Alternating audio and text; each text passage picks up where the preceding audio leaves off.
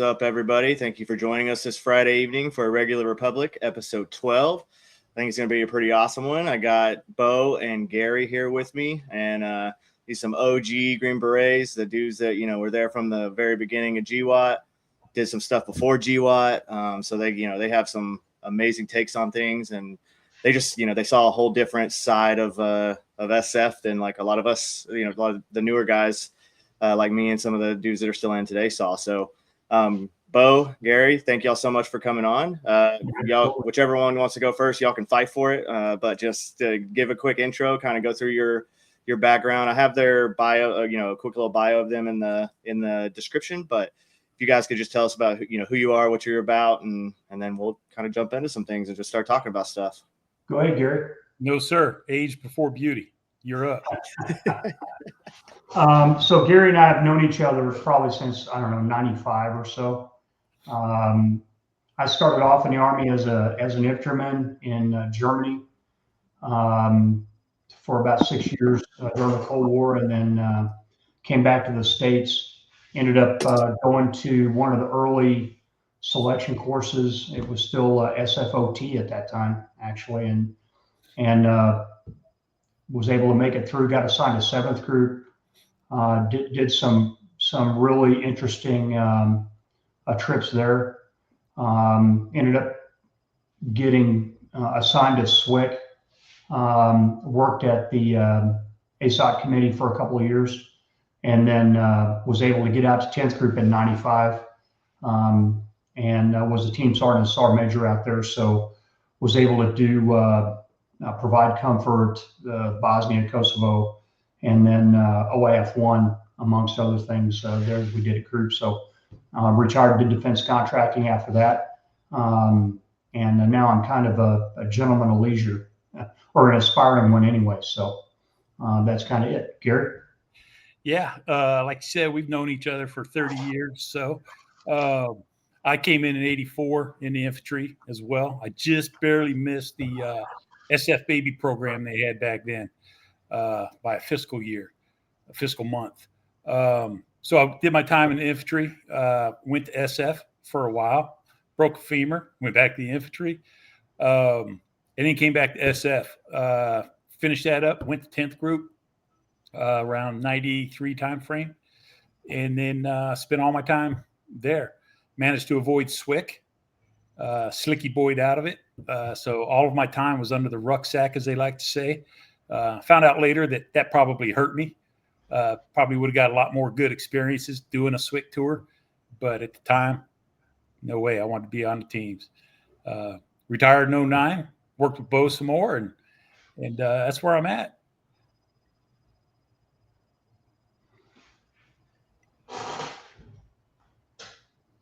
You're silent. Yep, you're muted.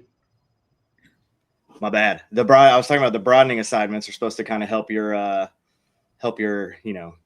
career path if you're a person that cares about that stuff. I was never one that really cared about that, but yeah, man. Well, that's awesome. It's awesome to have you guys on. We've interacted here and there on X for quite a while, and seen the stuff that you guys put out and love it, and it's great. And I was like, what, I need to get these dudes on and let's just talk about some things. Talk about what everything's going on today with the Iran war, if you call it that. How it's kind of like quasi, it's toned down, right? But it's like still going on. But we're not telling Congress. So and then just all the craziness. You've probably seen the craziness with that dude that just got arrested for shooting somebody and all the stuff. So there's lots of topics to discuss. But what I do want to start with kind of Iran, since that's kind of fresh, and kind of get your guys' take on just the great power competition that is really what I believe is the main focus of that conflict. Is obviously there's objectives within Iran that are important to the United States, but I also think that there's a lot more to it than that, and just kind of want to see what you guys think about it. Well, I think you have to view it through the China lens, and I think you have to look at Venezuela and Iran both through that lens, and it's precious, right? indirect pressure on them, even though it may be kinetic on the ground in various places. It's applying that pressure to them economically. And I think a lot of people lose sight of the fact, if you want to talk about dime or whatever model you want to use, that it changes the equation in a big way. And I don't think that the summit in Beijing is an accident. And I don't think the timing of that summit is an accident either, right? And so, for me, when you think about competition,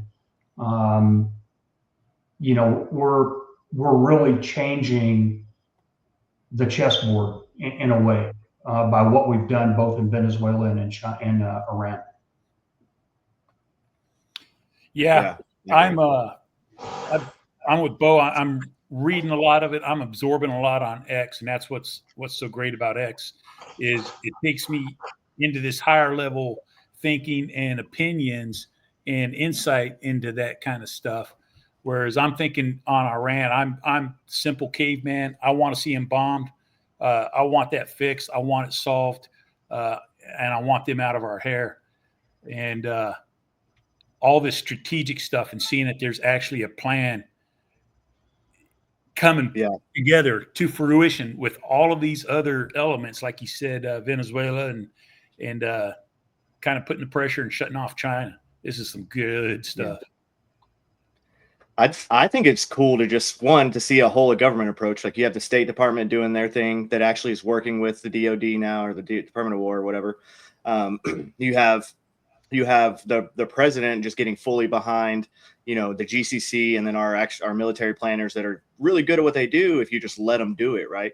And so I think it's awesome. We're finally seeing the military be used how it's supposed to be used, but then also just like you said, how Venezuela went down, how we're engaging Cuba right now, and then the summit with China right now. I think it's interesting how China, especially China doesn't. So like Xi doesn't meet with the leaders of many other countries. Usually if anybody comes to China to meet with anybody, they meet with his lowers, because they view him as a deity level of a person, right? He's higher than anybody else. But the only country that they will meet with is the United States. And I think that, that is also due to the fact that we just showed again the massive amount of power that we have, the ability to force project across the globe in a theater, and then can still shut down choke points, still shut down, the South China Sea if we actually wanted to, all the things like that. So I think it's pretty awesome to watch, and all these people mad about it. I'm like, I don't get it, man. No, I mean, there's one kind of aspect of it that's going underneath the radar is what Scott Bessent and the Treasury Department is doing from a pure economic perspective. I mean, choking off sources of income for the Iranian regime is straight up brilliant, because it truly does force them into a corner. So whether kinetically or economically, we've kind of painted these people into a corner, and there's really not an avenue for them to get out of, right? And so, I think, while these talks and discussions are going on, that's awesome. But I think we're trying to help the Iranians come to the realization that they're done without having to do anything else. Now, who knows if that's going to be effective or not, but, I think that's pretty cool. I like what you said, when you said you're seeing the whole government approach. And I'm going to agree. That is very refreshing. I have not seen it in my lifetime, a whole government campaign and approach across the board. So that was pretty cool insight there. Yeah. The last thing I did before I got out was I managed the operational design course. It then changed to the regular warfare planning course. It actually didn't, that was right when I was getting out, when they were doing the name change. They were, you know how it all goes. There was an officer had the great idea that we weren't teaching irregular warfare enough, so we needed to teach more irregular warfare. And I was like, this course is 80% irregular warfare. We're just called the operational design course because we use the joint planning process through operational design and architecture to then create like theater level campaigns. So strategic, operational to strategic level planning. That's what it is, and it's focused on irregular warfare. But they were like, well, then we got to change the name of it. And I was like, well, okay, that's fine, whatever. But one of those things we learned in that course, and one of the things we taught was how, the JPP is supposed to, put everything together. And then you have that whole of government approach. And you, like you said, I hadn't seen it actually happen before. It was one of those, like, it was more like a theoretical thing because we're teaching this, but we're like, yeah, but it doesn't really work because like the State Department's always going to do its own thing. The intelligence community is always going to do its own thing. The DIA is going to do a different thing than the CIA. And so then now you have all these issues like with the reporting there and how you're going to actually plan stuff. But I think, I mean, they've obviously overcome a lot of these issues since, even then, that was like in 2020 to 23. So they've obviously overcome a lot of those issues right now because the JPP, the joint planning process, seems to be working pretty well for them right now and for the whole government approach like that. And I mean, Rubio's killing it. Like you just said, the economic side is killing it, with what they're doing. And it's just, we're finally seeing some competency happen. And then it just seems like all these people are madder than ever. And I'm like, I don't get it, dude. You just had a dude that couldn't even finish like an entire interview.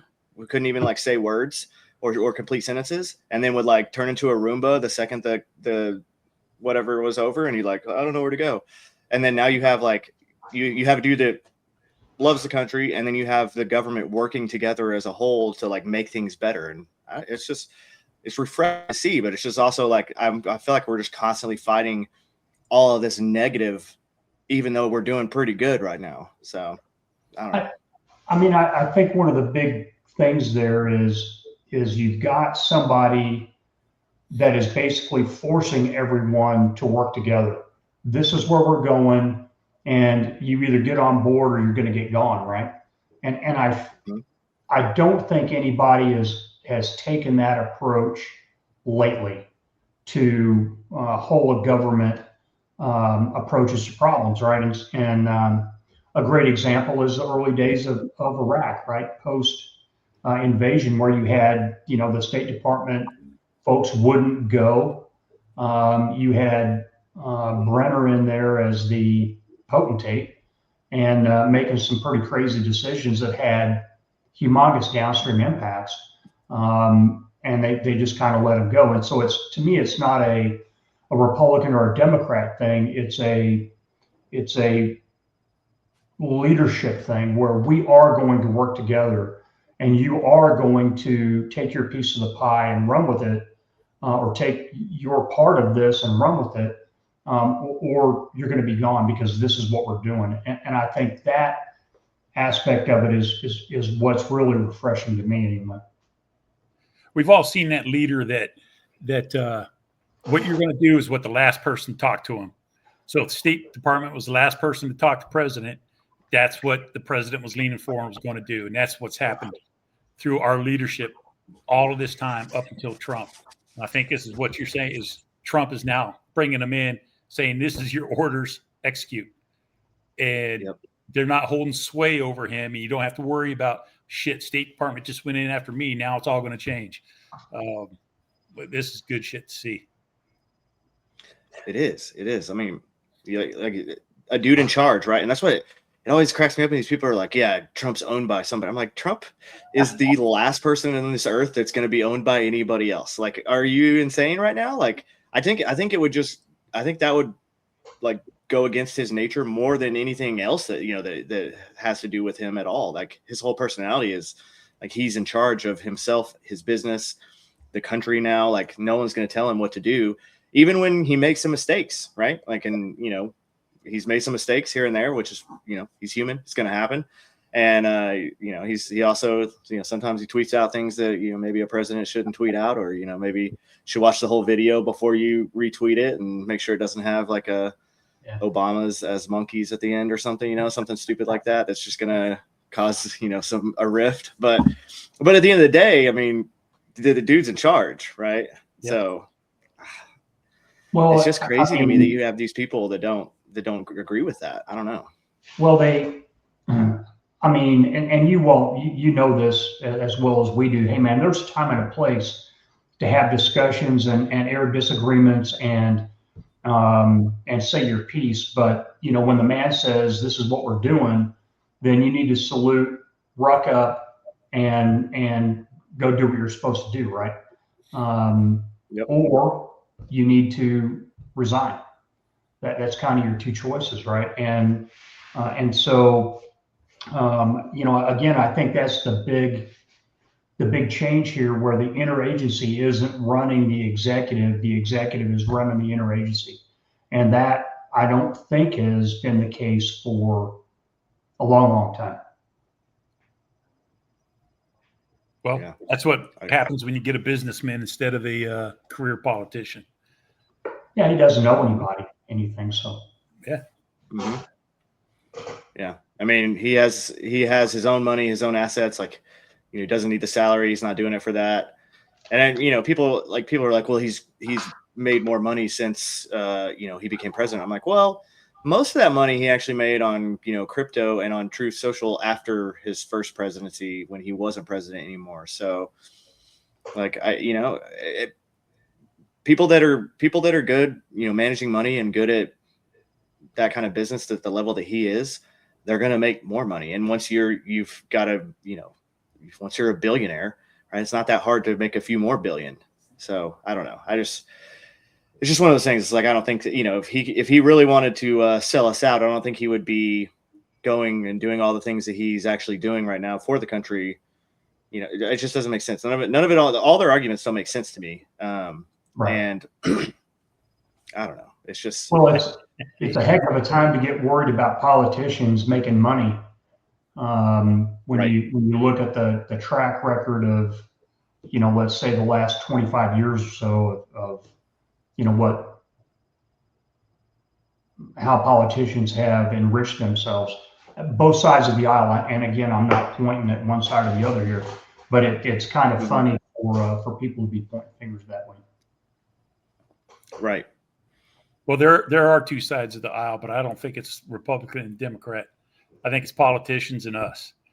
So they get rich, and every one of them, no matter what they call themselves party-wise, they're enriching each other. Yep.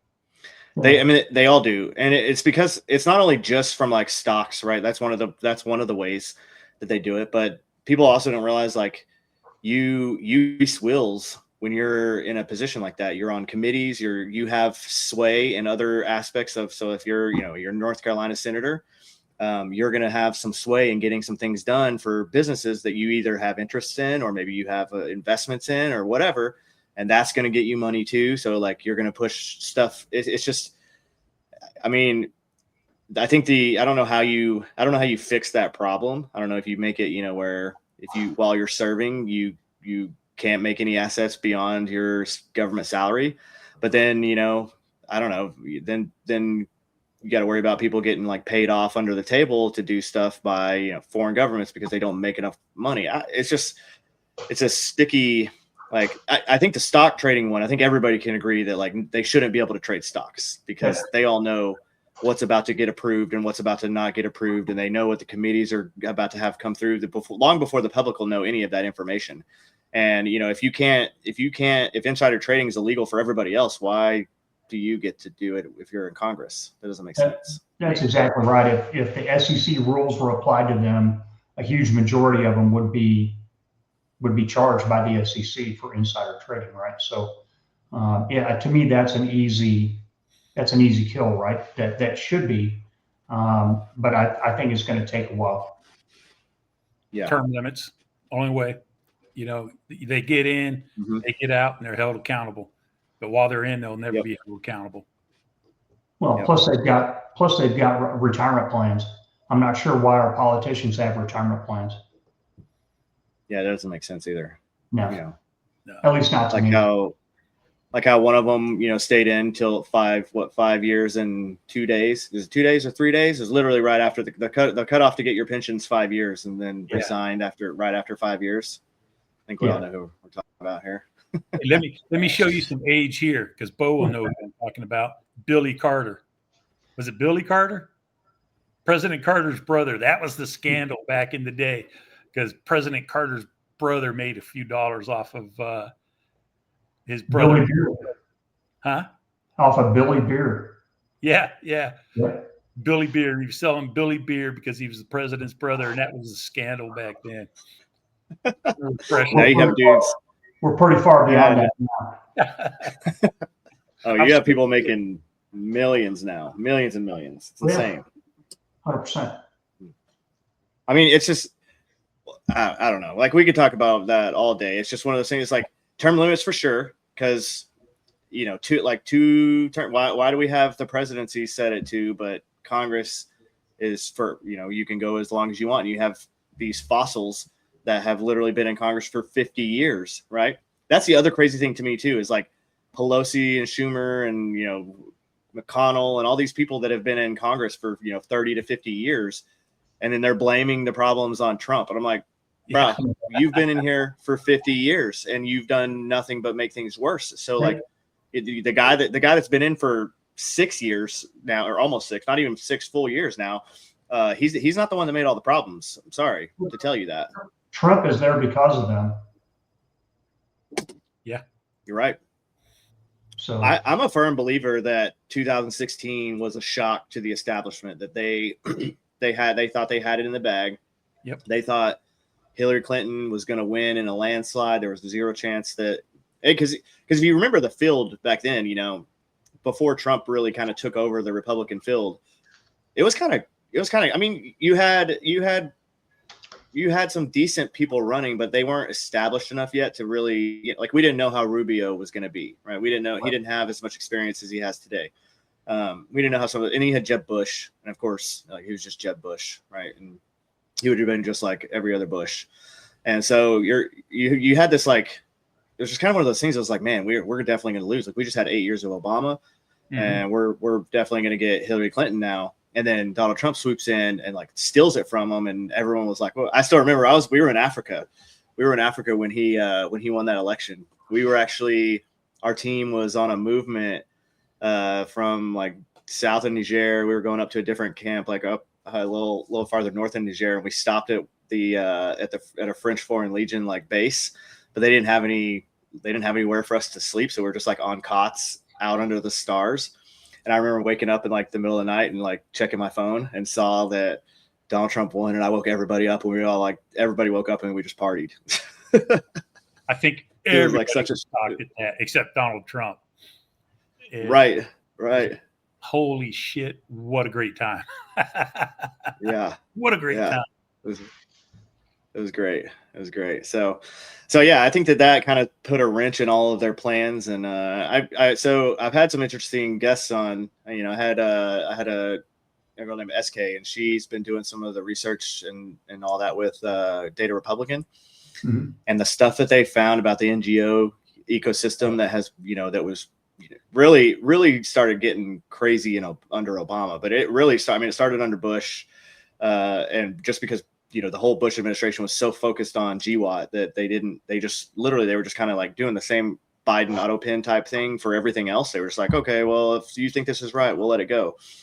And so you really had, I mean, legit 16 years of them building this crazy NGO like ecosystem that was taking away all the power from the actual government. And, you know, now you have these unelected bureaucrat. They're not even bureaucrats though. You know, there are the bureaucrats that are involved in those too, but it's just like unelected, just civilians who work for nonprofits that are making all these policy decisions. And it's like, it's pretty insane what's been going on. So, I mean, when you think about the money flow from the taxpayer to USAID and then USAID out to these various NGOs,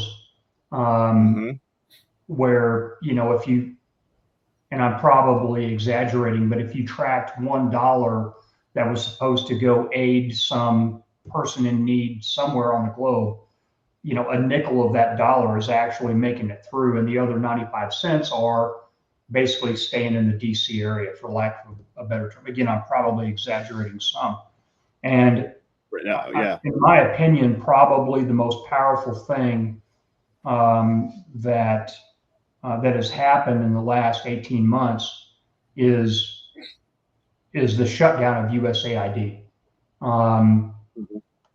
There were a lot of people there that had a lot of talent. So when you talk about using soft power for international affairs, there were a lot of people there that had some pretty useful skills and understood how to make things go.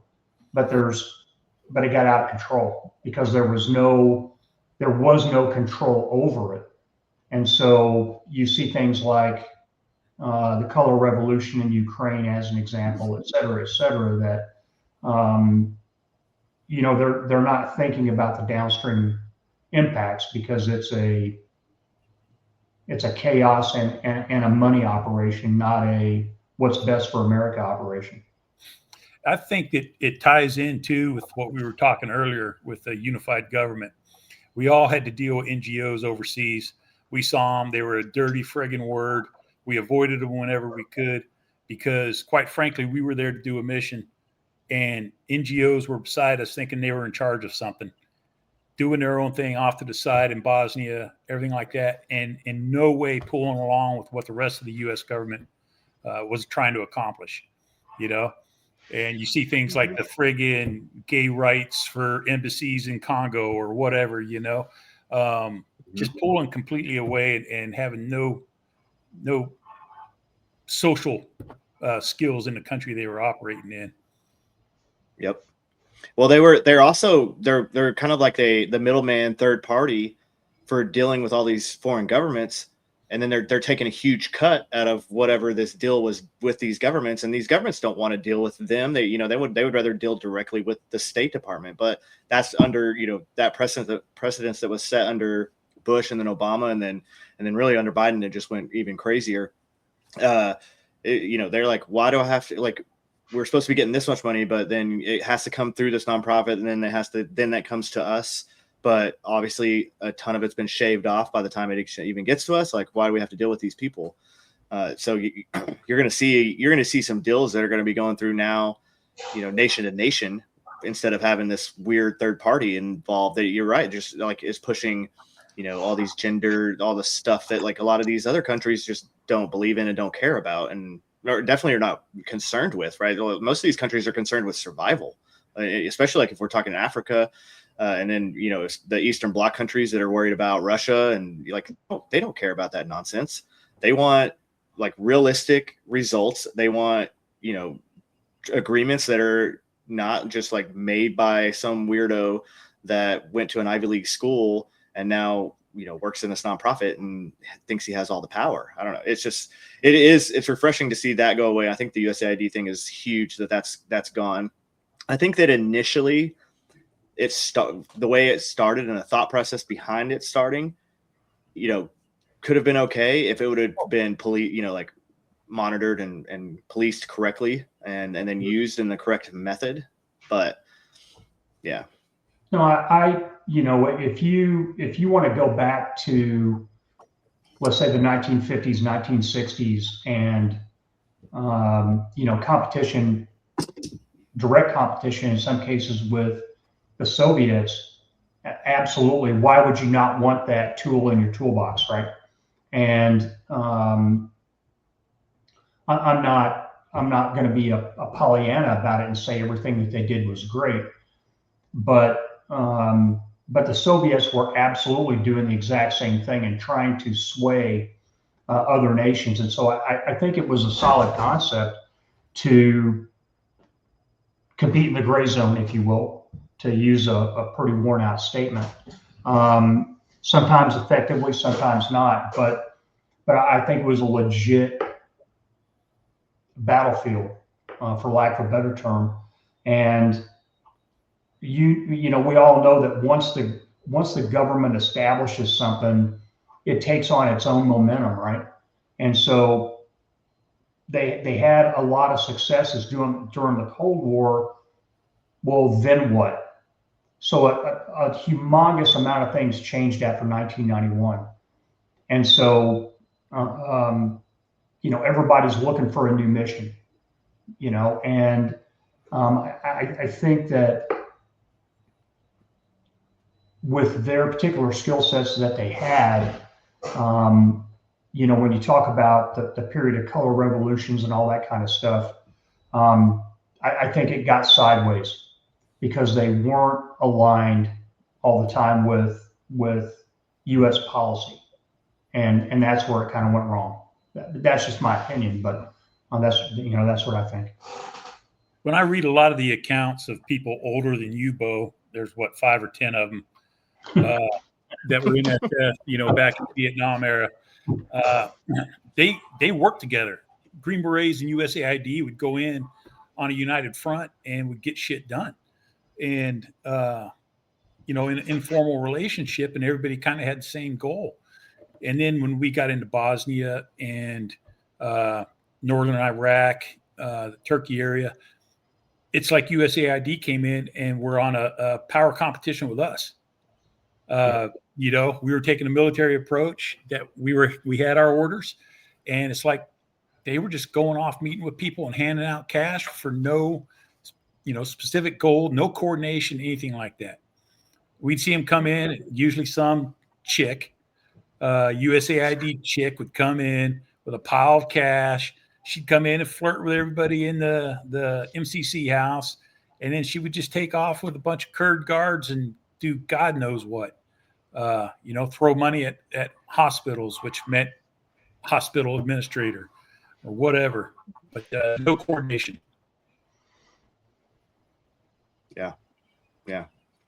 I mean, it's one of those things. It's good that that's shut down at this point. You can't have an organization that has taken over its own, destiny, if you want to call it that, to do things that aren't in line with the current government or the current president, right? They're not in line with the NSS or the NDS that president's pushing forward, and they're definitely not in line with what the GCC commander of that, wants for that region either. So right.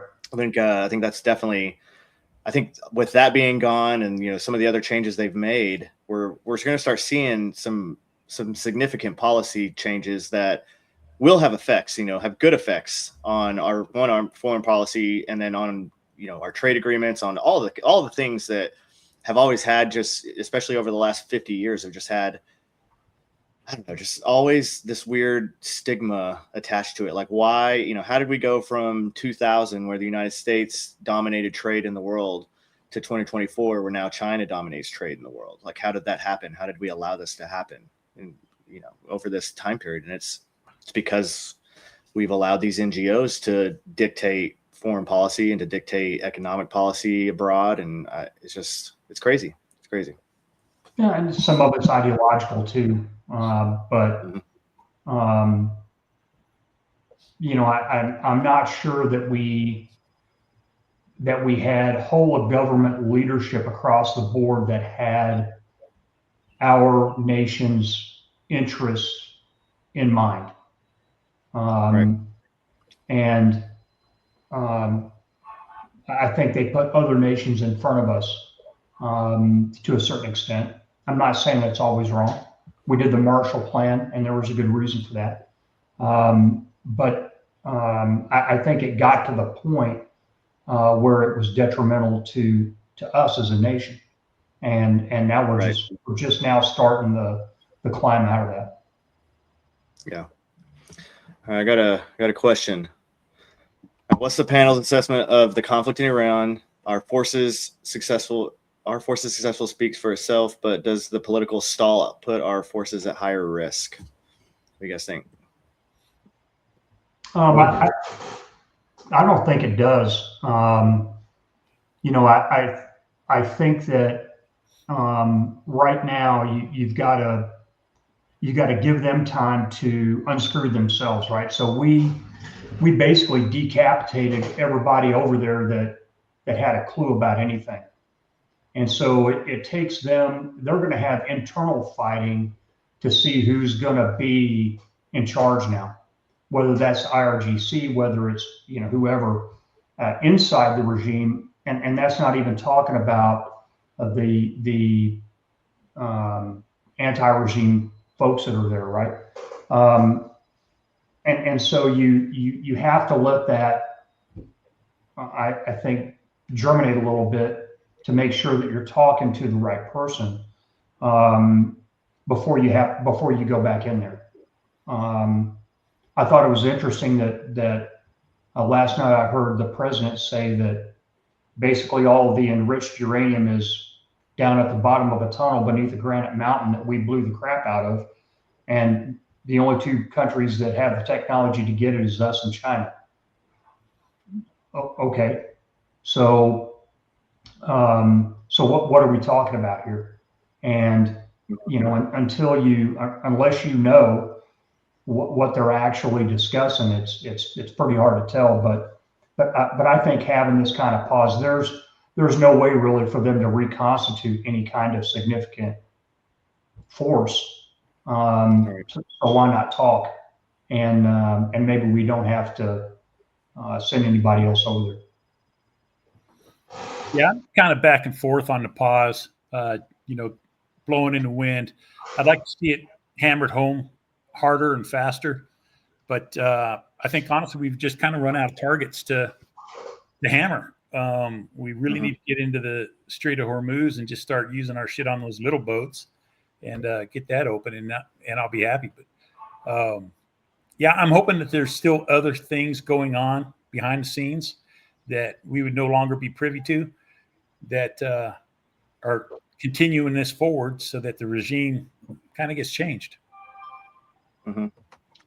I always, so my UW mind in all of this is like, so before the bombings, before the 13,000 sorties in 33 days, right, which is an inordinate amount of sorties, and was it just the, we lost 2 aircraft in that, and all of that, which is insanely, like, it's crazy. The level of competency from all of that was just amazing. But you have, Iran was a completely denied area before that. You're not getting opposition forces in at all. You're not getting any UW forces in. Even if you had a team full of, either ex-Arabs or ex-people that could fit into that environment. You can't just send in a bunch of, Arkansas white boys, obviously. You still, they're not going to know, their dialect's not going to be exactly right. They're not going to have, they're not going to know the area well enough. Like, just all the things that makes UW very difficult in a very denied area like Iran was. So then you have this bombing campaign, and now UW is possible. So now, I'm not on the inside. I don't know anything that's going on. I don't know, what's, if there actually is, or if it's even us, or if we're just kind of helping assets that are from other countries that are doing things. But now the ground is open. Now there's a little bit, more, it's a little more permissive for these actions to kind of be taken, and for the auxiliary, the underground, and then eventually the guerrilla force to be built up that will be necessary for regime change if we don't want to send in a bunch of ground forces, which we clearly don't want to do.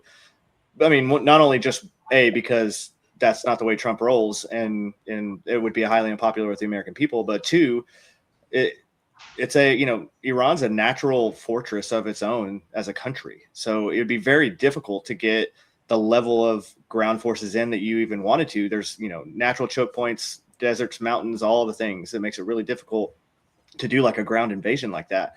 So I think that's kind of part of the pause too. I think, they're one, like you said, they ran out of targets because, they hit everything that we had intel on, and that Israel had intel on, and that the Gulf states had intel on, and, eliminated those. And now, all their leadership's in hiding, and all the other capabilities that they have are all also tucked away in little mountains or hidden in different bunkers or different places that we can't find them unless they pop them out to shoot them off, and then we'll destroy them at that point. But, that's just a waiting game. I think there's a lot more going into it. And then again, the economic aspect of choking out their economy and dominating the Strait of Hormuz, like we have been with the blockade, and all that kind of coincides together for why we're seeing this pause. At least that's my, what I'm thinking is going on a little bit. There's a frustrating thing that happened early in OIF 1. 2 two biggest mistakes I think I saw was, of course, Bremer, banning the military and everything like that. We all know how that worked out. But not well known was the MEK, anti-Iranian forces, very well organized inside Iraq. And we declared them a terrorist organization and surrounded them with the 82nd and disarmed them. And I know 3rd Battalion guys that when we met with them before that happened, we thought that they were very professional, on level with our Kurds, with their training and everything like that. And ethnic Iranians would have been perfect for us to be working with all of this time, especially when we were getting, EFPs from Iran. We should have definitely still been employing MEK or people like that. But here we are with no force over there.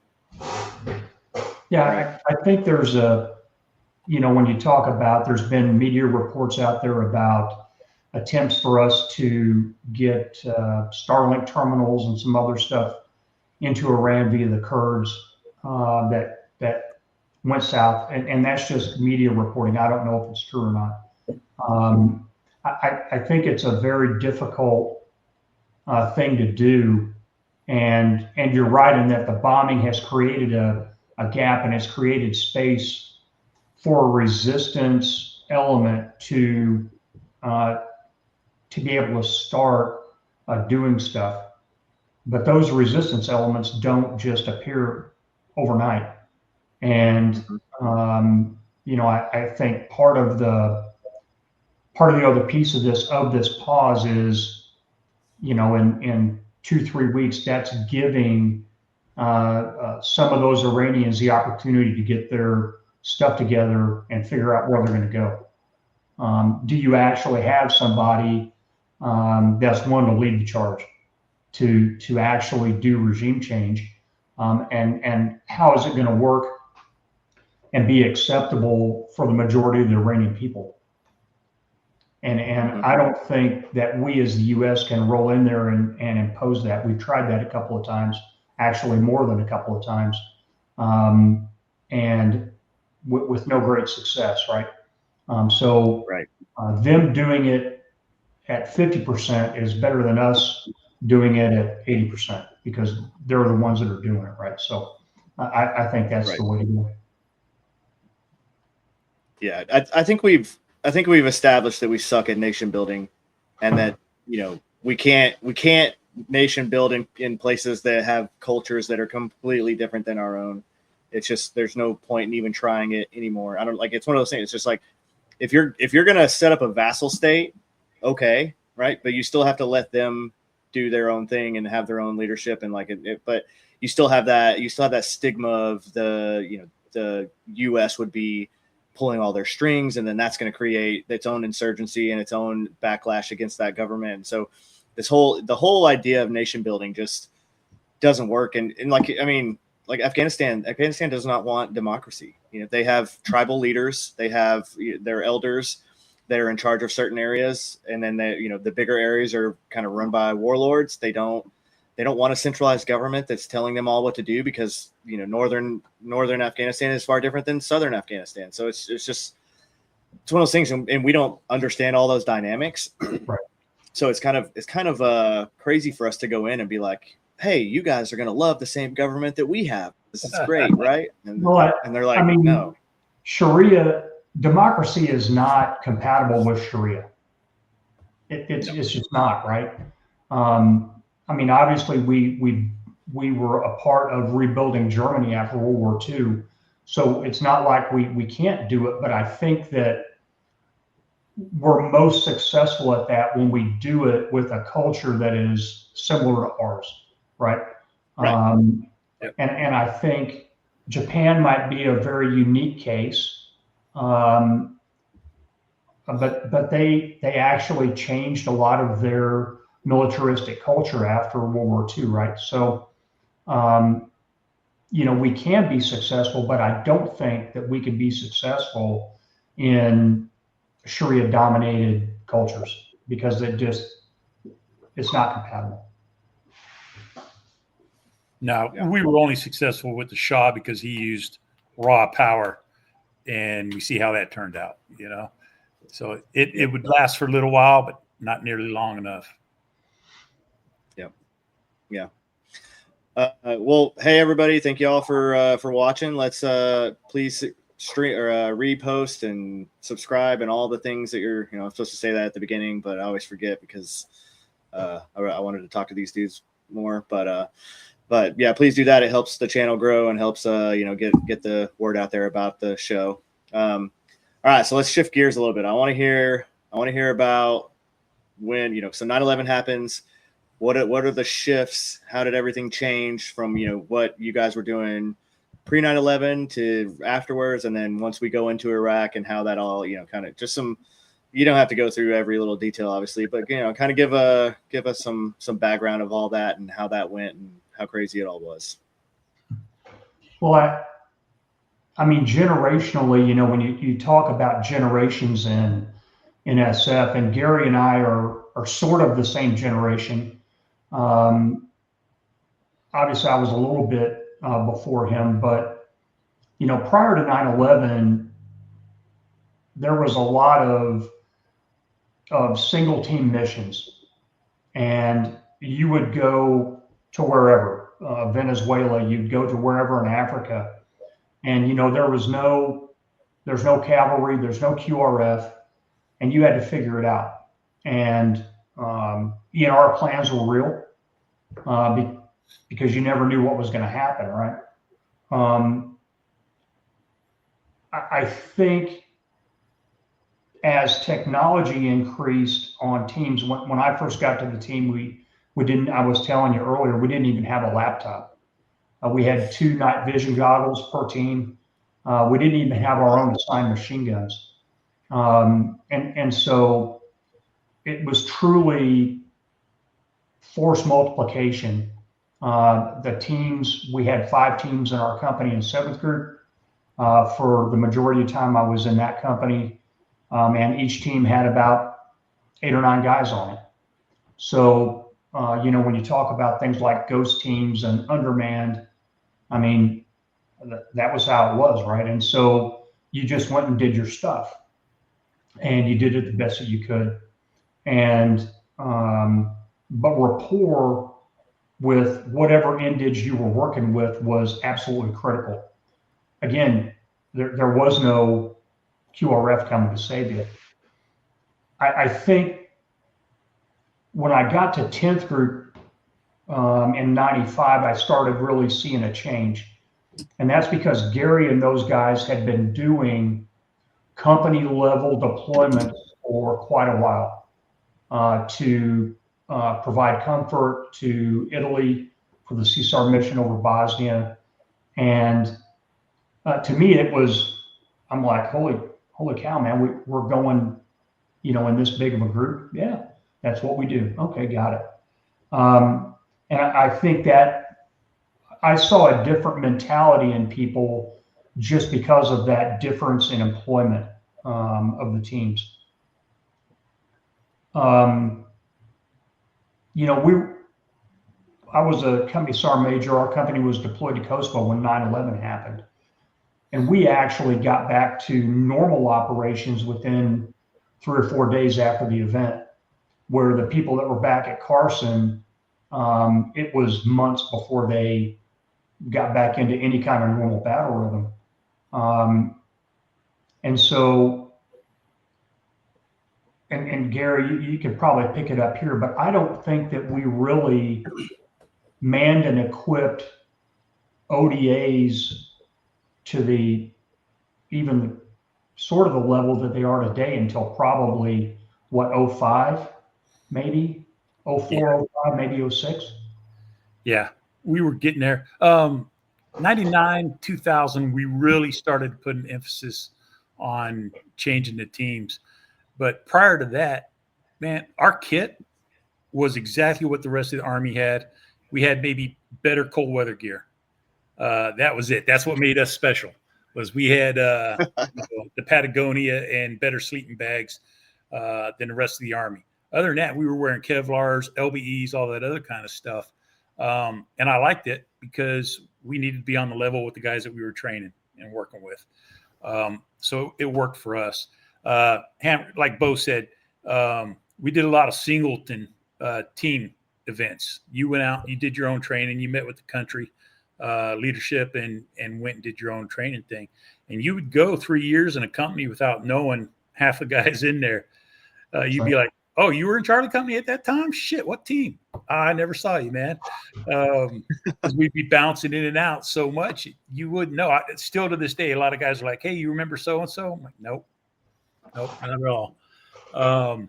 And then, like Bo said, we started to get into the company rotations, doing a lot of CSAR in northern Iraq, those missions.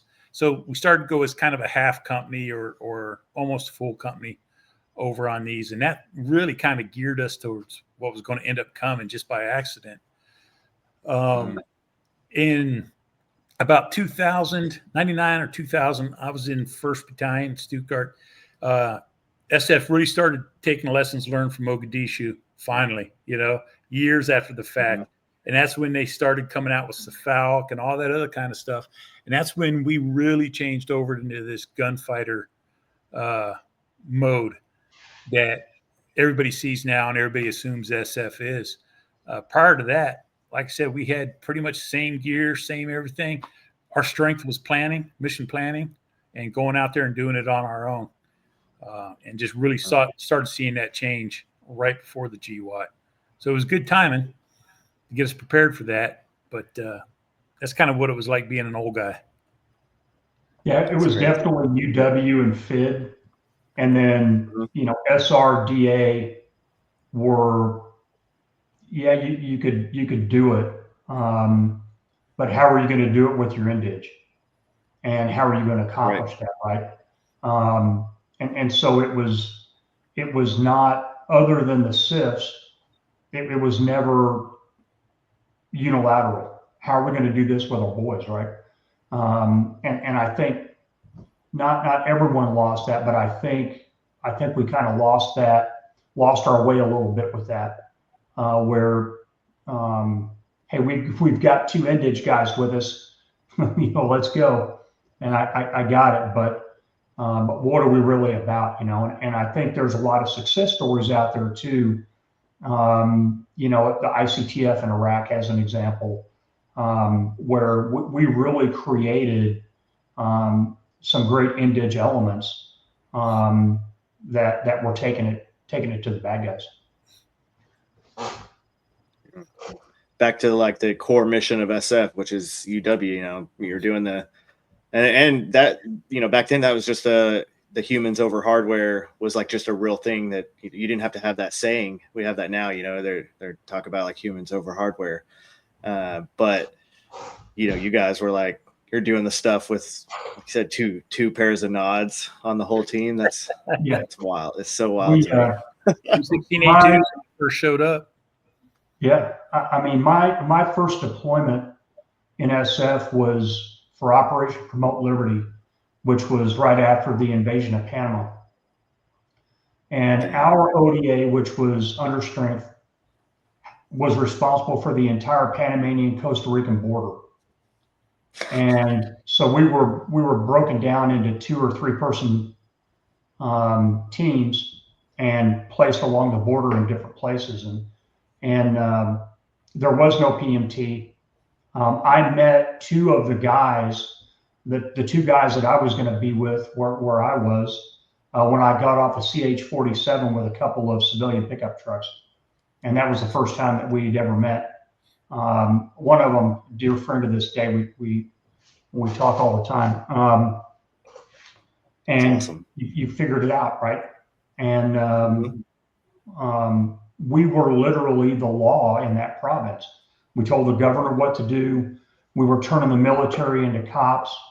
We were setting up school board elections, putting down prison riots, going on patrols, taking down, in conjunction with Panamanian Customs, taking down a bad guy's house. I mean, it was absolutely amazing. And we were down there for about 7 months or so. And about, I'd say probably a month into it, I'm like, this is exactly why I wanted to be a Green Beret. And, Awesome. your first mission is always going to be, if it's good, it's always going to be like the best one ever, right? But that one truly was, because we had very little oversight. There was no cavalry coming to get you, and you had to figure it out. And I think we miss a little bit of that now, because there's a lot of control, there's a lot of communication, there's a lot of oversight, and there's not a lot of risk tolerance. And so I think today the people, I think, are a lot better. The guys in the groups, man, they're awesome. But I think over time the mission has kind of drifted a little bit, and they're not always out there with their kind of knees in the breeze, having to figure it out without anybody to help. Yeah, the guys I work with now, JRTC, NTC, would have fit in with us just perfectly back then. Like Bo says, it's the command and the missions have changed that take these free thinkers and kind of channelize them a little bit more. But the guys that I work with now and see, oh yeah, that's the beauty of SF guys that I love, is they've all still got that mentality and that getting it done. Type of ability. Yeah, you got a Green Beret, man. Just like, we're gonna go in there. Sometimes you gotta go in there and like do it and get the job done. And you don't always have all the answers, especially before you even go in. But I mean, that's kind of how Africa was a lot more like that for our team when we went in than obviously Iraq or Afghanistan was, because still we were part of in Iraq, we were part of the siege of SOF, and then of course in Afghanistan we were SOF Northeast, and so you just had all the things that come along with all that, and the command and control aspect of all that. Plus, you're operating within the big Army picture, the big military picture, the joint forces picture. So, but in Africa, we were our team there. Our company was all in Niger together, but no one, we didn't see any other teams except for we saw the guys. 2-3 was up in Arlet for a while, and so they used to bring us lickies and chewies because they were the task force was up there.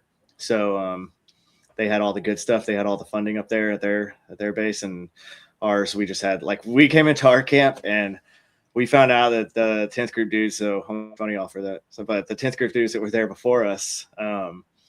They kind of made that they just like shut the camp down and they went and lived in a hotel because they were like, why would we stay here? Because we can go live in the hotel. And we're like, all right, so we had to get the camp back up and actually start training back out there again.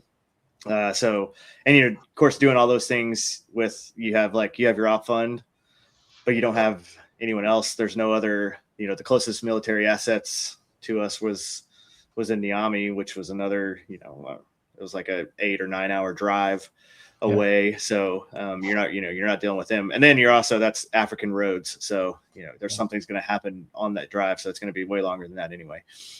But just kind of getting the things done. So that the Africa trip was definitely one of those that I was like, okay, this is what it's actually supposed to be like for SF dudes. Afghanistan was cool. We were out of JBAD and we were doing period of darkness hits all the time for HVTs, and we were working with the NIV, right? The narco guys out of Afghanistan that were doing all the opium hits.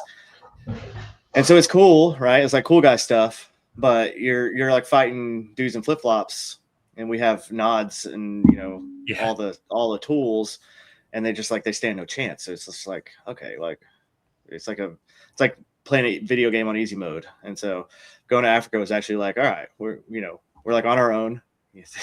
we gotta make things happen. We gotta find the local assets to get all the things done that we need to get done. So I do think it's going back to that mission set like you were talking about is important though for SF guys. Yeah, and I think there's some guys that are that still want to do DA, and that's what they that's that's their thing and that's what they want to do. I mean, I got it. I understand it. You know, it's cool, but you know, how do you get your Inditch to do that for you? And to me, that was always the primary thing. It ain't about me; it's about them. And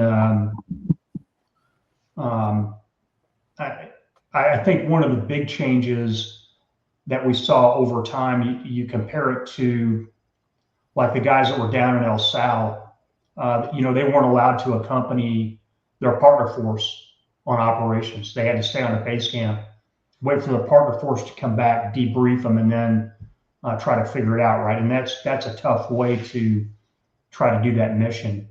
And even with a more risk-averse Army, I don't think we ever necessarily went to that level of restriction. And for the modern day guys, and I think that's a great thing. Mm-hmm. Yeah, I got out, and you know, the GWOT was still going full form. So when I got out, I was that old guy going, harumph, we need to get back to our UW roots and everything we've been describing. And then started talking to my guys in 10th group, started going to Africa, like you're saying. And I knew that SF was healing. It felt good to see that those kinds of missions coming back again, and guys turning down going over and door kicking to go do these other single team missions. Yeah. I agree too with what you said about the command and the risk, the risk intolerance that they have for everything. And that's like UW is one of those things that it's inherently going to have risk. You're not, you know, I mean, we have technology today, so you know, reporting and all those things is a little bit easier, even in austere environments. But you know, you also got to be able to just, hey, we're going to put this team in, and we're going to let them do their job. We're going to let them train up a guerrilla force like they're supposed to, you know, or train up do IDF or FID or whatever. And it's just one of those things. It's like we have to get back to that. That's our bread and butter. That's the whole reason for our existence. Like if we're just going to become a DA unit, then like we already have a bunch of DA units that are really good at what they do, right? So like yeah, we can do DA, like you said, like that's fine, but we should be doing it in a way so that our partner force is the one actually doing it. You know, I know it's funny because like most of us are type A, like we're the ones that want to be like, I want to be the first one in the door, right? Because you know I get to choose the corner then, and then I'm in charge, and it's great. But you know, at the same time, like, hey, this is their country, right? They're fighting their enemy, or you know, it might be an enemy of ours too, but they're the ones fighting in their country. So let's let them kind of kick the door and go in and use the training that we gave them and complete the mission that way, a little bit safer, right? So absolutely, and I think, you know, when you look at, you know, the modern environment, you know, I don't care how good of a language speaker you are, you're not fooling anybody. Yeah. I mean, if you're from New York City, you're not fooling anybody in Alabama, right? It doesn't matter. And in today's environment, you know, the days of 12 guys hiding out in the woods on a hilltop with their G's is over, and it's been over for a while, right? And so, how do you then do that? And you know, there's a lot of ways to think about it, or what have you. But you know, I still think that's probably the baseline at Sage. But is that really how we need to be doing it? Because there's a lot of value in going through what happens at Sage. A lot of learning that happens. I'm not saying that it's not appropriate, but how are you actually going to do it? And I think that puts into people's minds, hey, this is UW, and if I'm not behind enemy lines, then it's not. Well, that's not necessarily the case, right? And so how can we open the aperture, right? Whether, you know, the ODC course or some of the other ones that were developed, you know, in the early 2000s, mid 2000s, that was kind of a purpose. The NDC course, as an example, and so how do you do that? And and be able to influence things when you can't be the number one guy in the door. And how can you do that? And to me, that's the operational art of UW that I think has kind of fallen off the table just a little bit. And it's not because people don't care. I think it's because they've had other things to do. And now I think there's a lot of people that are asking the question, why? What's our purpose? What's our thing? And when somebody says UW, that doesn't always resonate with them because they can't put it into context.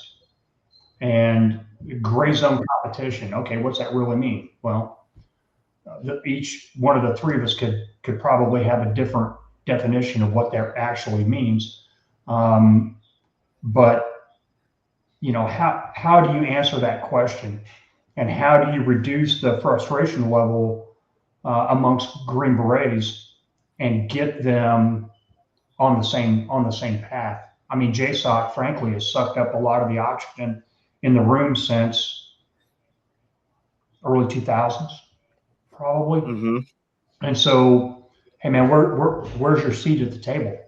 Well, hey dude, a lot of the chairs are taken. What are you going to do? And I don't think that we've done a great job of answering that question.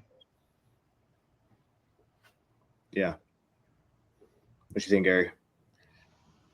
Listening to Bo talk, it's magic. Big brain. Smart man. On Bo. No, he's right. The only thing I tell a lot of guys is, UW's boring from the outside.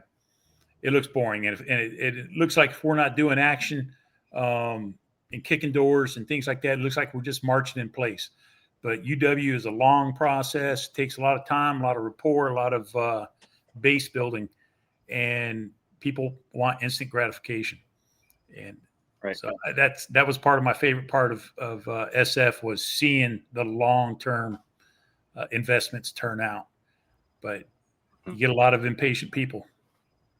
I mean, maybe one of the greatest examples that I've seen lately was the progression of the Colombian SF from when 7th Group first started playing Colombia way back when in the 90s to, and I can't remember the year that they did it, but they actually set up an operation and went in and rescued X number of hostages that had been held down there for quite some time, including Americans. And and they really had some great operational art in how they did that. That was a 20-year engagement, and it was FID that got them to that point. And if somebody was involved in that at the get-go, it's like, man, they're never going to get there. And then fast forward through all those engagements and look at what they were able to do on their own. And to me, that's a perfect kind of encapsulation of the time that it takes to build capacity sometimes. And when we think about UW, you can't make that happen overnight. UW is not crisis response, right? It takes a long time, and it's a slow thing to develop. But we, as I say we, SF is supposed to be the persistent presence, not in and out and putting the smackdown on people, right? We're supposed to be there long term. And that's where I think we miss it, because like Gary said, you're not seeing a result. And that's frustrating to type A guys. Yeah. Actually, this is a perfect segue to this question here from Beach. Do you think the death of FID since GWOT has anything to do with the rise of the great powers during the last 20 years? FID is all Bo. I don't know about rise of other great powers. I mean, and I don't think I'm speaking out of turn, but after 2014, we had a pretty persistent presence in Ukraine. And if it wasn't for that, I think Russia would have occupied all that country pretty quickly. We changed them from a former Warsaw Pact, doctrinally driven force into something that could actually fight. And they wanted that too, but I mean, we were a key component of that, right? And so, FID's not dead by any stretch of the imagination. It's just, how does it manifest itself? And so, I'm no expert in Southeast Asia. I was never in first group, and I don't pretend to know the nuances of that place. But I know we've been engaged over there for decades. Okay, what's that impact? Yeah, I can't tell you. Again, it's not my area. I'm more of a Europe kind of guy, but all the things that we've done along the Eastern Rim countries in Eastern Europe has borne fruit, and that's all been fed. So it hasn't gone away. But sometimes those great powers, you've got to have raw power there to stop them. Indirect things aren't going to stop them. You've got to have raw power to actually keep them from doing stuff. Yeah, 7th group was always doing FID, and they called it FID, and that was, their bread and butter. 10th group really never called anything they did FID, but like Bo said, they've been involved in Ukraine. I started going to the Czech Republic as soon as the wall fell, and we were doing JSETs. Most people are familiar with JSETs, and they were basically the same as doing just really short-term kind of FID, and bringing these European. When we first got to the Czech Republic, their army their display to us was still getting online, putting the AK or the Czechs use the 58 SP-58 on their hip and firing full auto, taking a hill. And we started working with them and getting those engagements with the JSETs, and that just started bringing in the rest of the army and modernizing their force. And so now Russia does have to take that look and say, hey, the Poles are friggin' definitely nobody to mess with. The Czechs. And like Bo said, the Ukrainians probably would have collapsed easily within those first hours. If we hadn't been there, it would have been Russians fighting Russians. Same deal. Yeah. I mean, that's what we were doing in Africa. It was a JSET, JPAT, and we're not calling it FID, but we're calling that's pretty much what it is. One of the things that I kind of, when I went to SWIC and was managing that course, and I realized there's higher level orders for all of these things, right? Like when you're a junior, you're a dude on the team, which I was always the only medic. So I was like the junior and the senior all at once on my teams. So that was just kind of the way it was. But you're involved in the planning process a little bit, and you do your back brief, and you're like all the things, but like most of it's already kind of been done for you. The team's not planning that entire mission. Like there's little aspects of it that we're planning, but we're not planning the entire thing. And we've definitely, or at least I wasn't involved in looking at the higher level orders that were coming down and getting the the intent from that higher level order, or from the strategic level, then now to the operational level, and then now down to the tactical level, and working in that course. And I was like, oh dude, like we had this, when we were in Africa, we didn't really know why we were doing what we were doing. We didn't know why we were trying to train in the Bicos, to do whatever, right? We didn't have, and we would have known if we would have just looked at the orders and then, kind of altered maybe some of the things that we were doing. And it's just one of those things. It's like we were so into the GWOT into the, like, we're falling into this AOB under the SOTF, and now everything's already kind of dictated. Like, yeah, you're planning your individual mission at the tactical level, but you're not doing, like you guys, we're talking about doing the planning process all the way through to go into a country that you're going to have zero support in. You're going to have to do all of the things yourself. You're going to have to find everything from the local assets and so on and so forth. So when I was working that course, I was like, dang, it would have been nice to have done this course before we went to Africa, because it might have changed, the way we approached a few things. And I don't know, it was just kind of one of those things that's hindsight is crazy. I mean, I think things like theater engagement plans, when you look at the TSOCs, right? And a lot of people bag on the TSOCs, but when you think about from their perspective, why are we even sending teams to a particular country? Again, to your point, okay.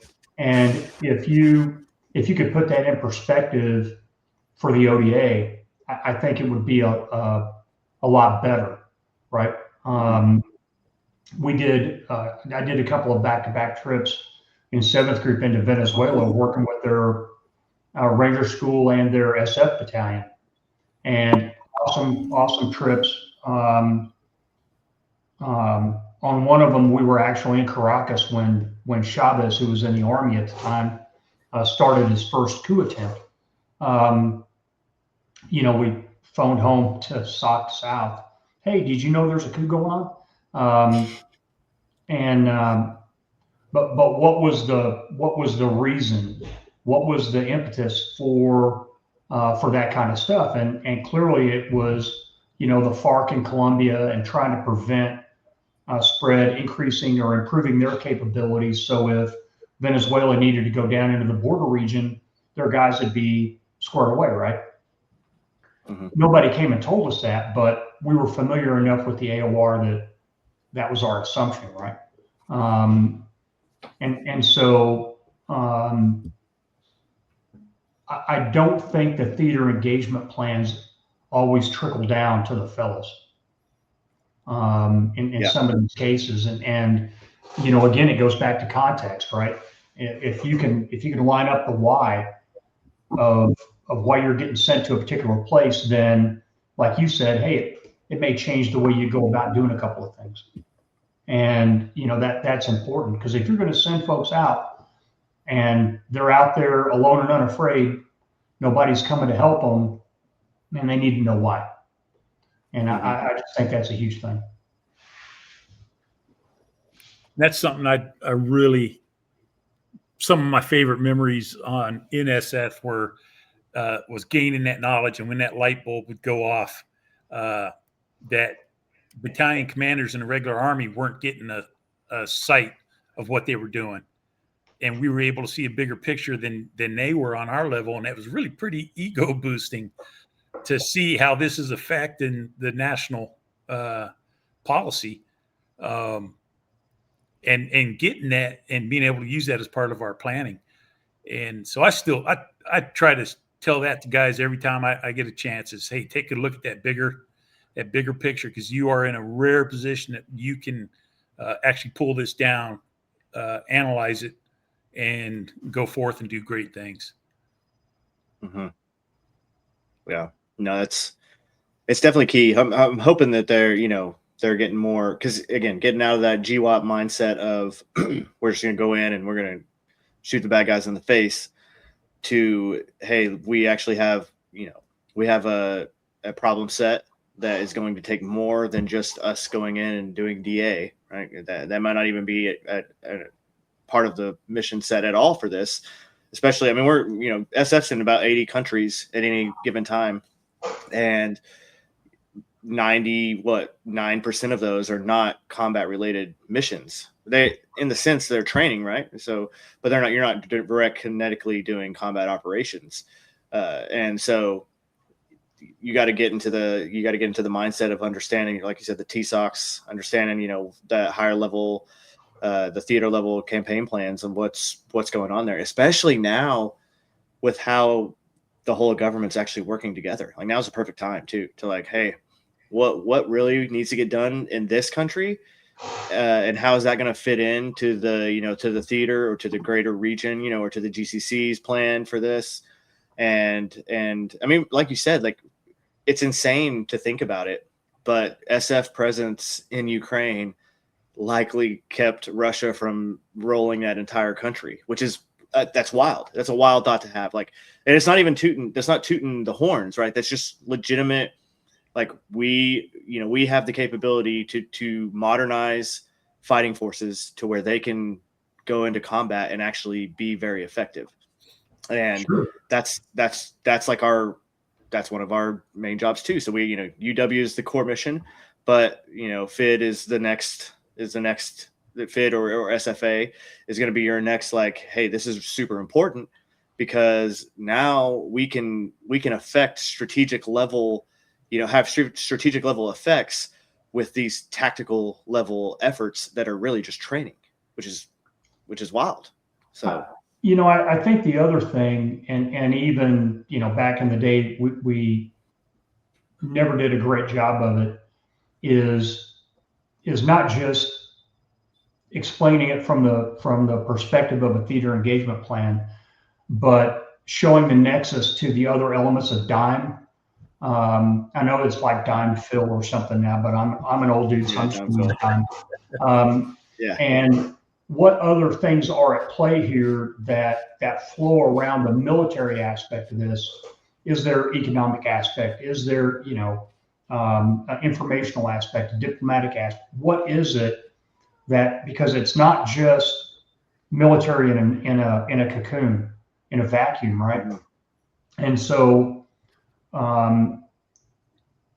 I think sometimes we miss that part of it because, frankly, at least in my opinion, aside from nukes, our economic powers are the most powerful thing that we have. And if we as a nation lead with economics, well, how are we as a military, as an adjunct to that line of effort, how are we supporting that? And I don't always think we do a great job of showing that nexus between all those elements. Where, hey, smart dudes can figure it out and put it into context, right? Mm-hmm. Yeah. I liked what you said. We were talking about Iran, I don't know, it was probably a week or two ago or something, just back and forth on chat. And you were like, I want to see some of these other aspects of DIME being used, the military button's the easy button, and that's what we've been using. But it's not always the effective button, right? It's not always the one that's going to give you the win even, right? So, yeah, I mean. No, that's right. And so the military tends to be the easy button, and it has for, probably ever since the end of World War II, right? But if we would have used maybe some, and I'm not saying using the military is never the answer, it clearly is. But, could we have done things a little bit differently if we'd have used some of the elements of national power in a different way? Could that have changed how the military itself was used, and maybe we'd had better outcomes, right? And who knows? You can't. What's happened's happened, but to me, it's an interesting thing, right?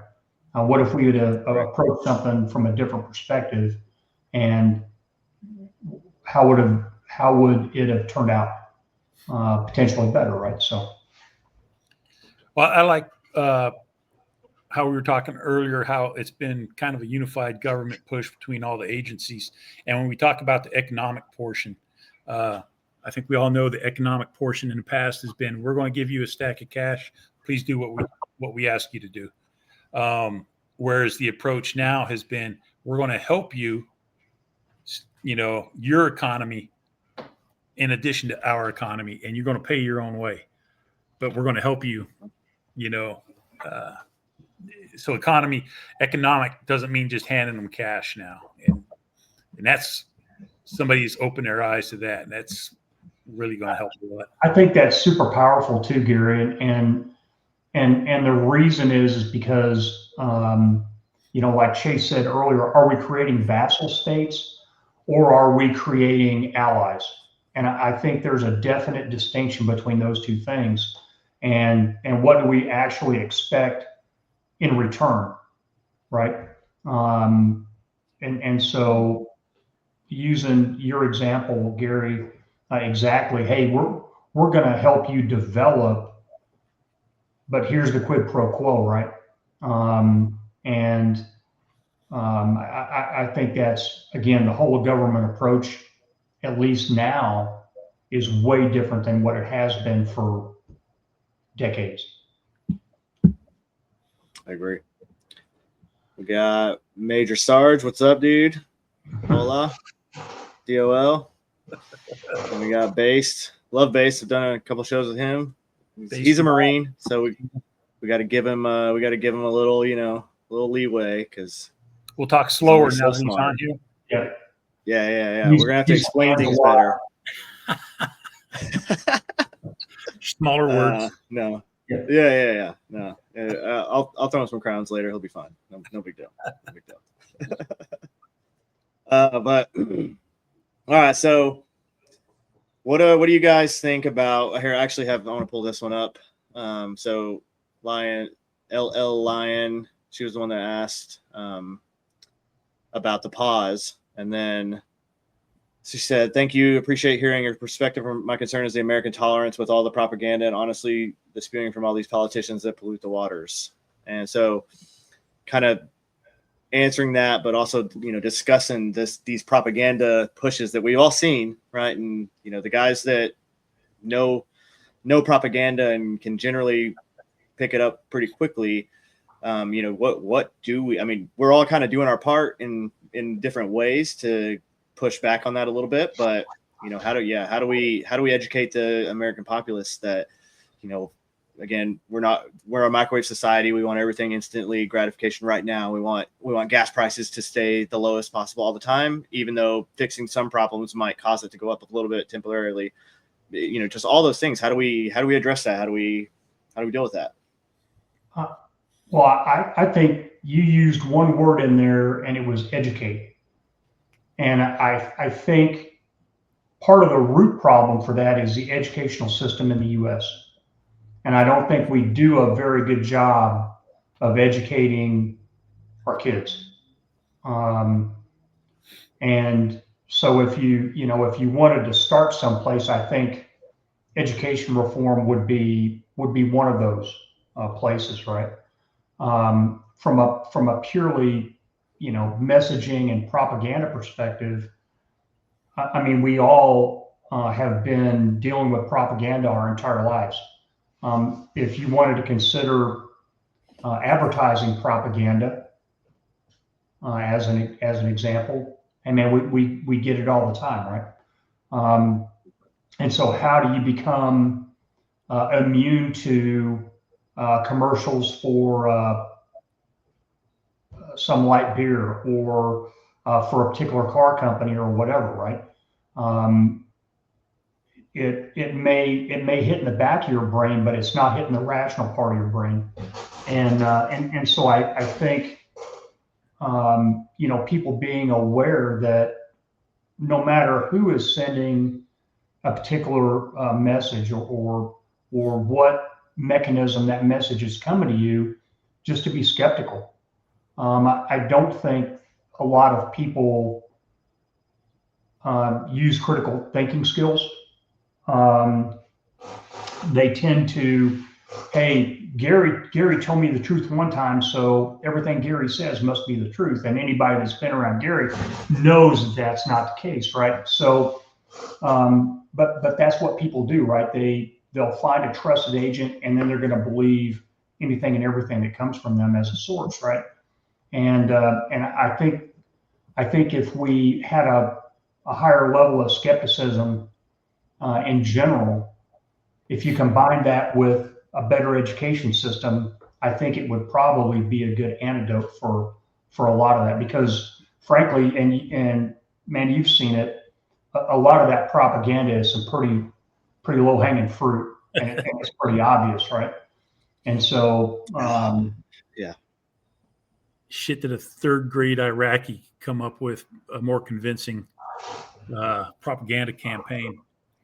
Dude, yeah, keep going. Yeah. My thought is all these senators, everybody, they get out there and say, we support the troops. The way we're going to show support for the troop is we're going to deny the Iran war. We're going to, diss on Trump the entire time. Republicans are doing this. Democrats are doing that. This is how many munitions we still have because I care about the troops. And here, a few minutes ago, you mentioned we got SF teams in 80 countries or something like that. I know it used to range from 55 to 80, but we've got, teams that are actually on their own, alone in foreign countries. And we've got people disclosing the state of our munitions or telling them not to obey illegal orders or things like that. And so you can't support the troops and still have, 1,000 guys deployed somewhere and be giving out critical information that can actually truly physically hurt these guys. And I think the only thing we can do short term is I love what Secretary of War and them are doing, threatening prosecution to former members of the military for disclosing what they obviously know is sensitive information.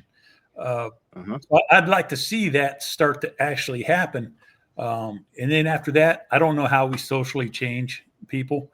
I've got a daughter that's flaming liberal. I can't reach her. She won't discuss politics with me at all. Won't discuss any of this. And I love the girl, but we just don't talk about it. I can't change her. There's no way I'll ever change her.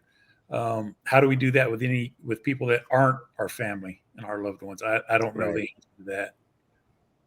Yeah. Yeah. Ideology is a powerful thing, right?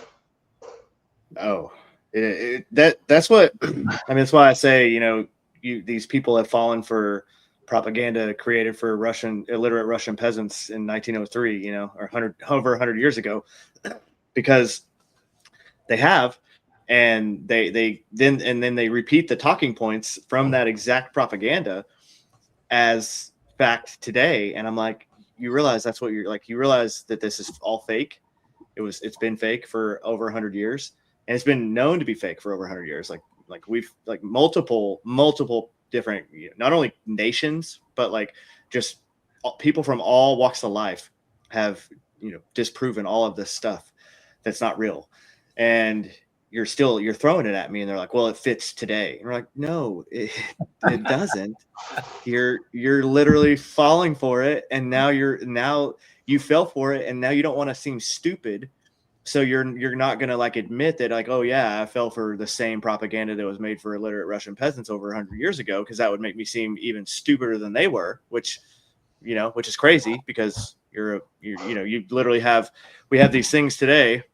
You have this device that you have the knowledge of the universe, the known, everything that we know is right there at your fingertips. Bose is a little slower because it's a jitterbug, but yeah. I'm using an abacus, so it's all right.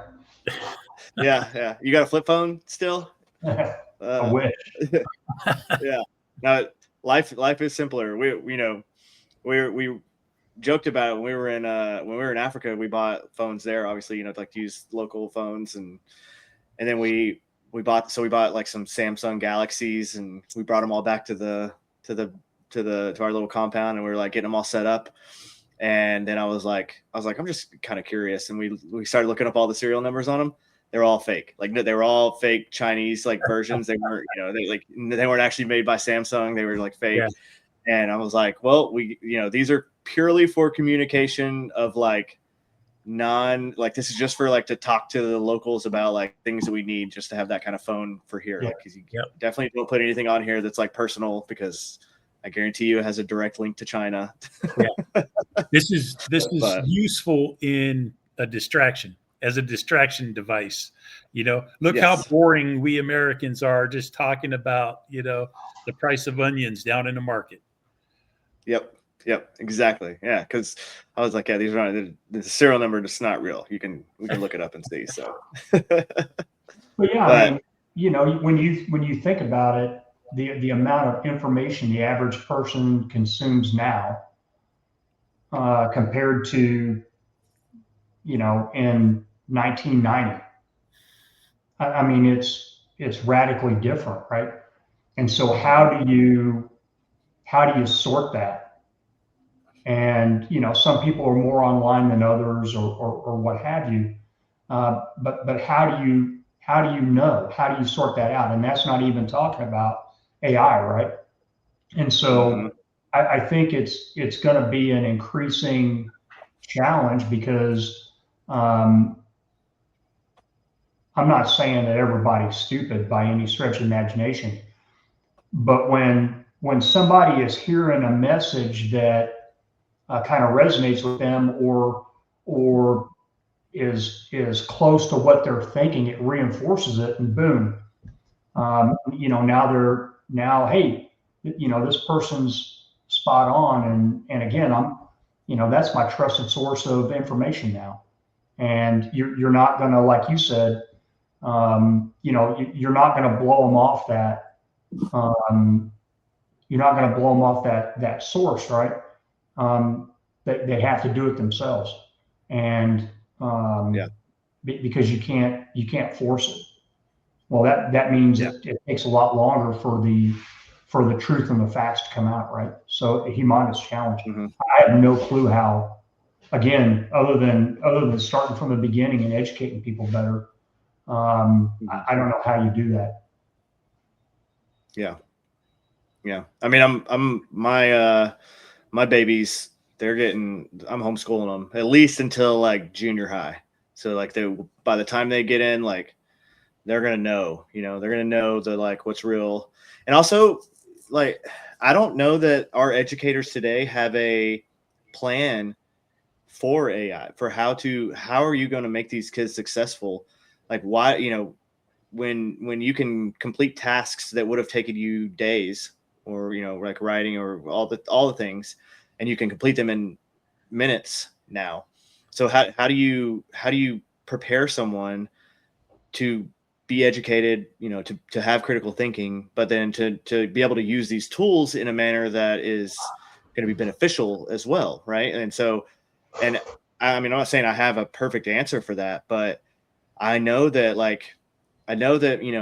what a lot of the curriculum that we're teaching our kids in school today is unnecessary. I mean, why don't we have classes in high school, junior high and high school, about investing, about, just basic managing of money, right? Like, because think about it. If your parents don't teach you how to manage money, and then you go through high school, you don't get taught anything in there. Yeah, you get taught math, but you don't get taught like how to practically use it, or the importance of it, or interest rates, what interest rates, what predatory loans look like all the things, right? All these things that you're not prepared for until you're an adult, and then you realize, like, all of a sudden you're jumped in the deep end. You have no clue what you're doing, and so, I mean, when I was in college, I got to college my freshman year, and they, the bank, I opened an account there, and it was like a student account,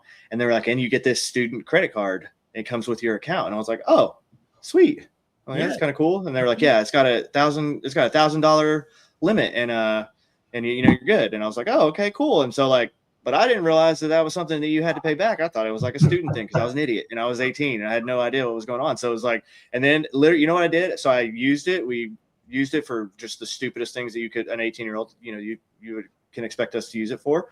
And then whenever it like didn't work, I thought it was like a gift card. And I just like threw it away. I was like, well, there, that's done with, and now I don't have to worry about it. And then, of course, I get called like a few months later, and they're like, you have this debt that you have to pay. And I was like, what? And I called my dad, and he was like, you're an idiot. You're an idiot. And I was like, well, you also could have told me. And he was like, I didn't think I needed to tell you how credit cards worked. And I was like, all right, that's probably fair. But at the same time, so, but yeah, I mean, how do we address that? And I mean, is that like, how do we even vote the right people in? I mean, how do you even go about that? Like, I don't know. Well, I mean, our educators struggle just teaching kids to read and the 3 R's, right? I mean, math scores and reading scores are tanking right across the board. And so you're absolutely right. Hey, why can't we have financial literacy classes? You know, we used to have shop classes and auto repair classes and all kinds of stuff that you know, there was not an expectation that everybody was going to go to college. Some people were going to go into the trades, and there was a venue sort of to help them get a head start in that, right? And I don't know why it changed. I don't know. I do. You know, people blame parents. There's probably all kinds of finger pointing, but the bottom line is that we don't do a good job as a nation of educating our kids. And I would be willing to bet that half of those teachers are probably not financially literate either. And so, you know, what do you can have the blind leading the blind there maybe, but to me, I think, you know, education is the root of a lot of our problems today, or lack of education. I was really hoping I could go on for hours. I hated school, fucking hate it. Don't even want to do college.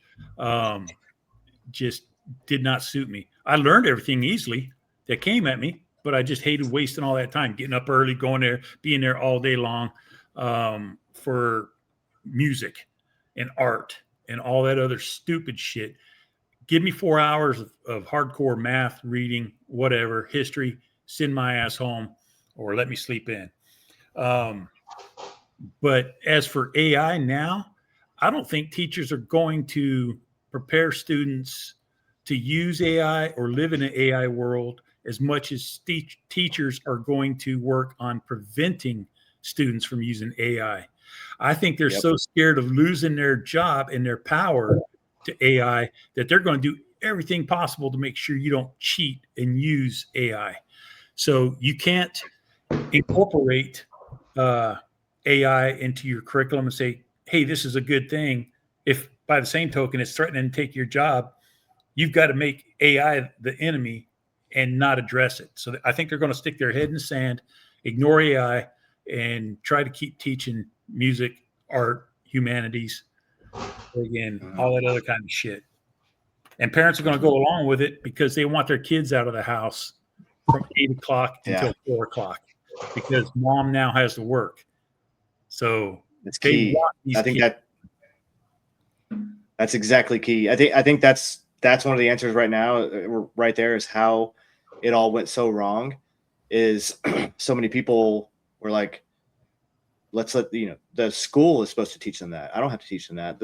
Our school is supposed to teach them how to do that. And then then it kind of becomes like the school's supposed to discipline them. The school's supposed to make sure that they know what's right and what's wrong. And they're like, that's your job, bro. That's your job as a parent, not the school's job. And I think a lot of parents have just handed that over to public schools, or not. Well, they've got the same mindset when it comes to government. Hey, I want the government to take care of this stuff, not me take care of this stuff. And so, it builds from there, all the way through, right? In all kinds of different facets. I think discipline at school used to be handled at school. And I think it worked out well for hundreds of years. The other students bullied the fuck out of you. If you were acting up, the other students beat the shit out of you. Teachers didn't have to interfere. Discipline used to be taken care of at school, but now we call it bullying. Yep. I mean, I got spankings at school, and I needed them, dude. I was that kid that you had, like, my parents had to spank me there was no other alternative, because you could tell me if you sent me to my room, even if you took all the stuff away, I was gonna find something, and just to like spite you, just to be like, I'm gonna win. They like, I'm not. This is fine, and I'd do whatever I needed to do in there. It's just so. I would have looked at you and gone, "Yeah, he's gonna be SF." Yeah. Well, I was ready to say, I think a lot of SF guys had that same experience. Yeah. I mean, I bet. But on the same token, right now, with the schools the way they are and the teachers the way they are, like, I don't trust these people to discipline my children because, you know, they're going to be disciplining them, you know, because like, what if they were like, oh, I like Trump. And they're like, oh, well, that's hate speech. And now they're disciplining. I'm like, no, see, I don't trust you in that now. Like it used to, like when I got spankings at school, I 100% deserved them. Like that, you know, I did something stupid as I was prone to do when I was younger. I mean, I'm 40 now and I still do stupid things. So, you know, it happens. But it's just one of those things. It's like now it's like, I don't know, man. I don't know if I want this, you know, person who believes in gender ideology telling my child what is right and wrong.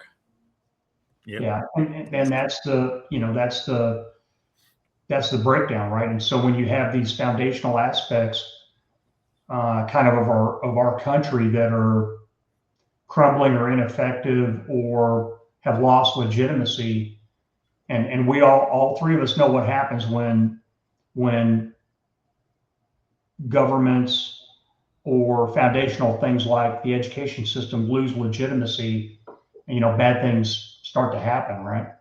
And so again, I don't know, you know, I'm not an educator. I don't know what the right answer there is, but continuing on with what we're doing certainly ain't it. Yeah. Yeah. No, and Beach Hawk said, don't stop with junior high. You can do it through high school. Both of my homeschool kids have finished college. Honestly, I haven't made a full decision on it yet.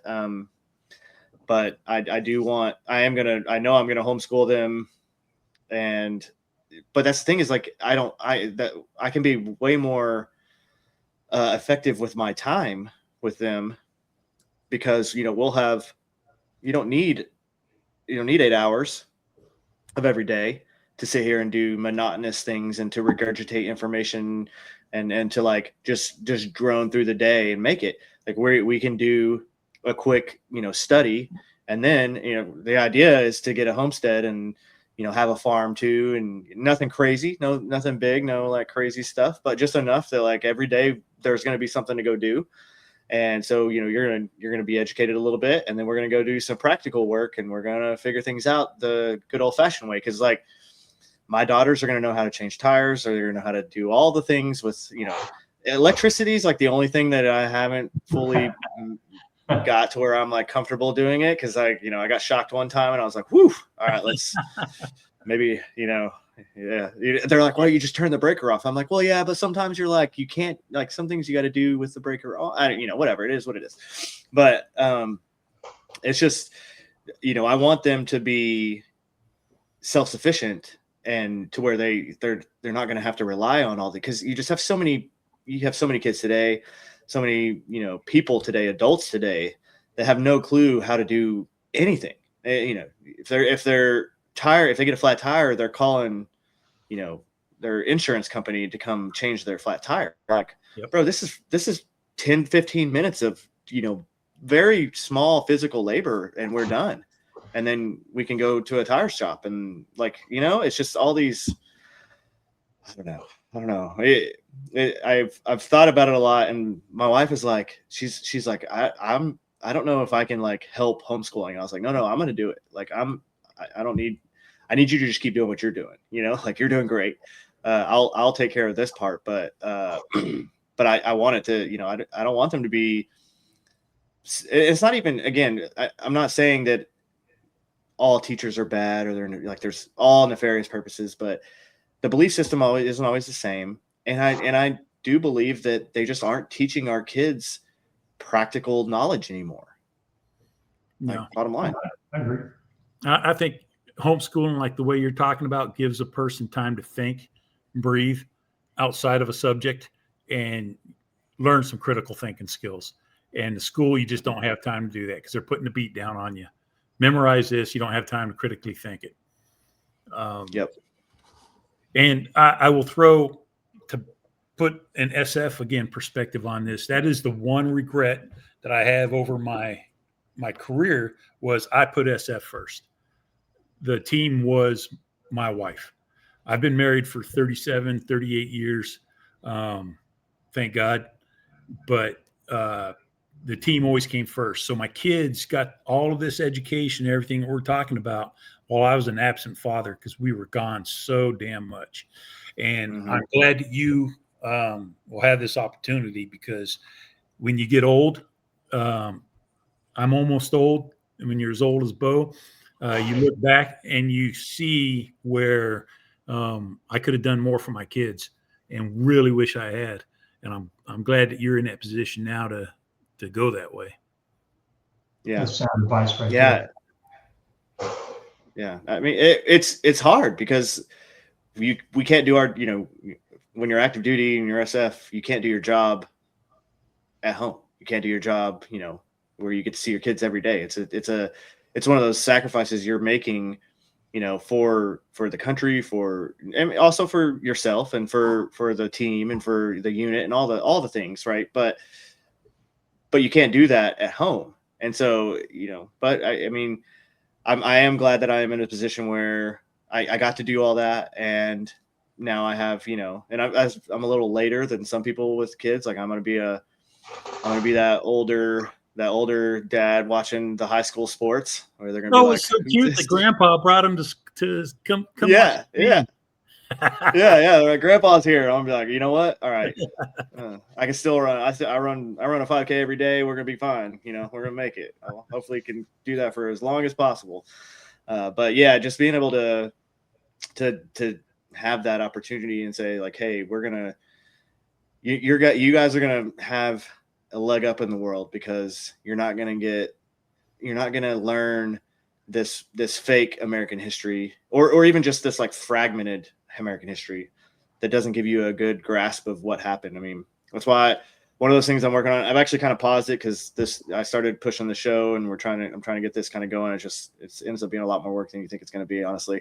But I'm doing a project called the Constitutionalist Guide, and it's a narrative, form of how the Constitution became, and the arguments, and then all the different things that kind of led up to it. And one, I really wanted to do it just because it's also educational for me, because I get to learn more as I deep dive into all of it to just actually write it all.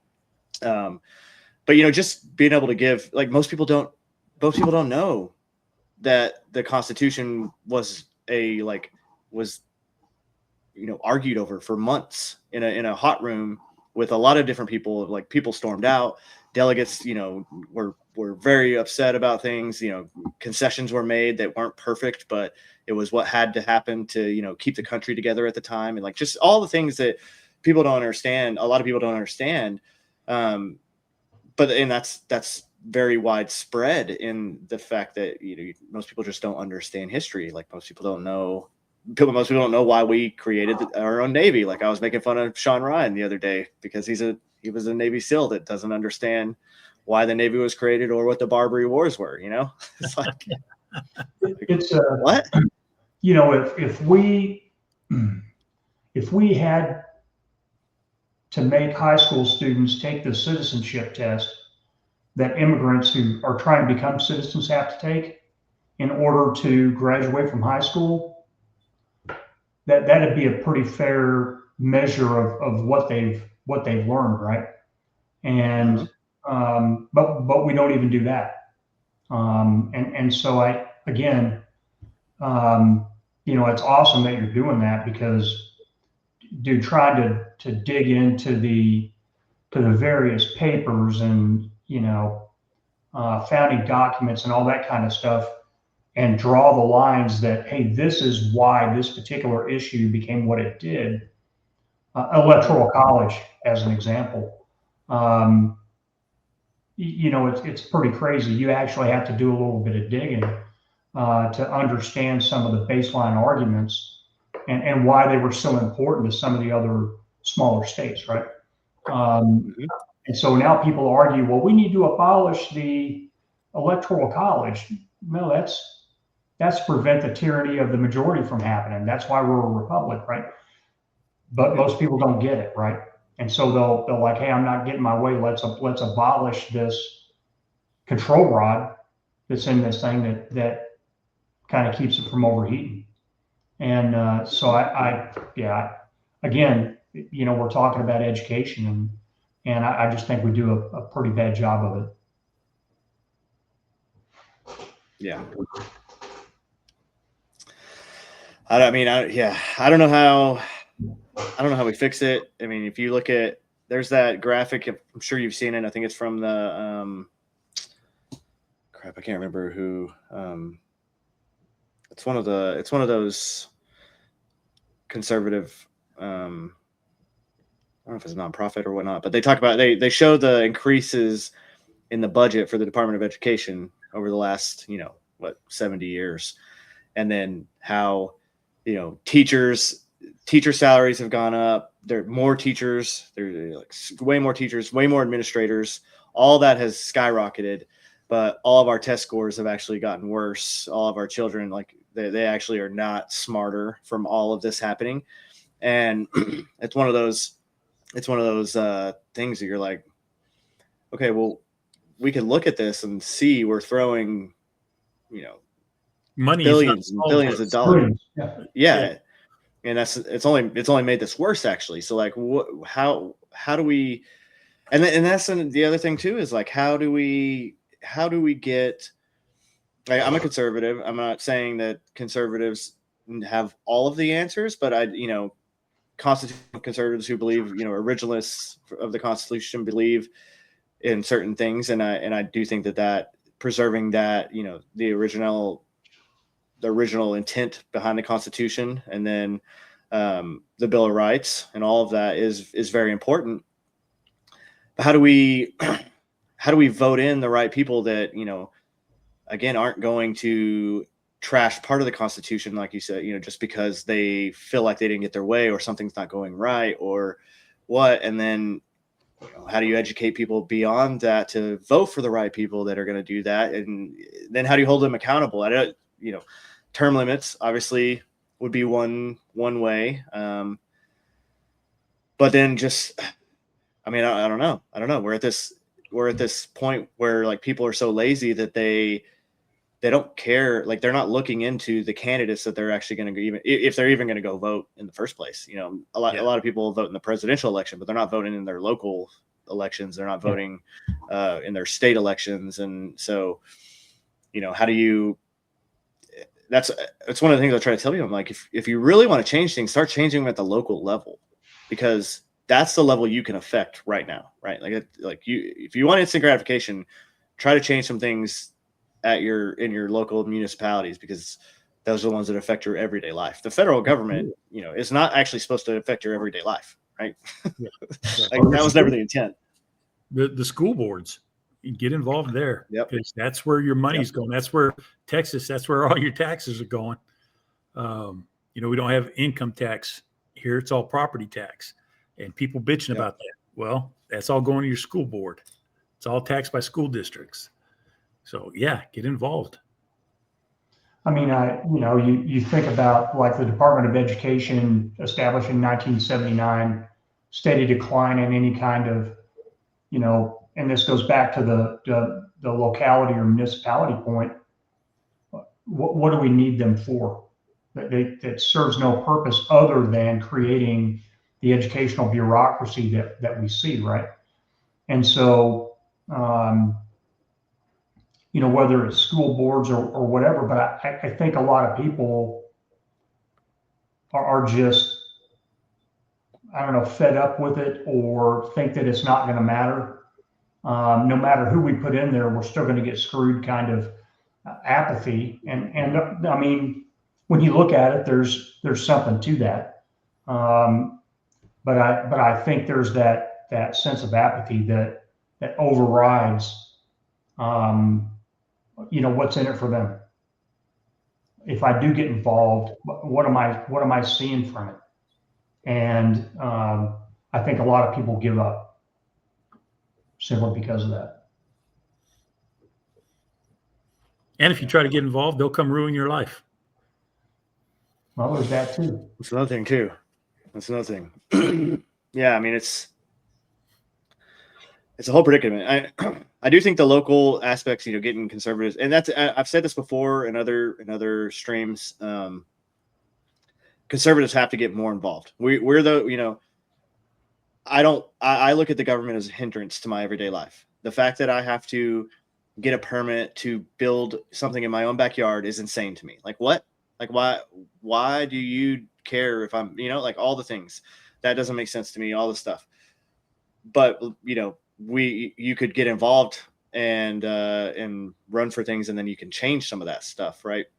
But we look at it as a hindrance, and because we don't need government. I'm gonna do my own thing, and I'm getting my life, I'm taking care of my life, I'm taking care of my family, and I don't need their help. But we have to kind of get past that.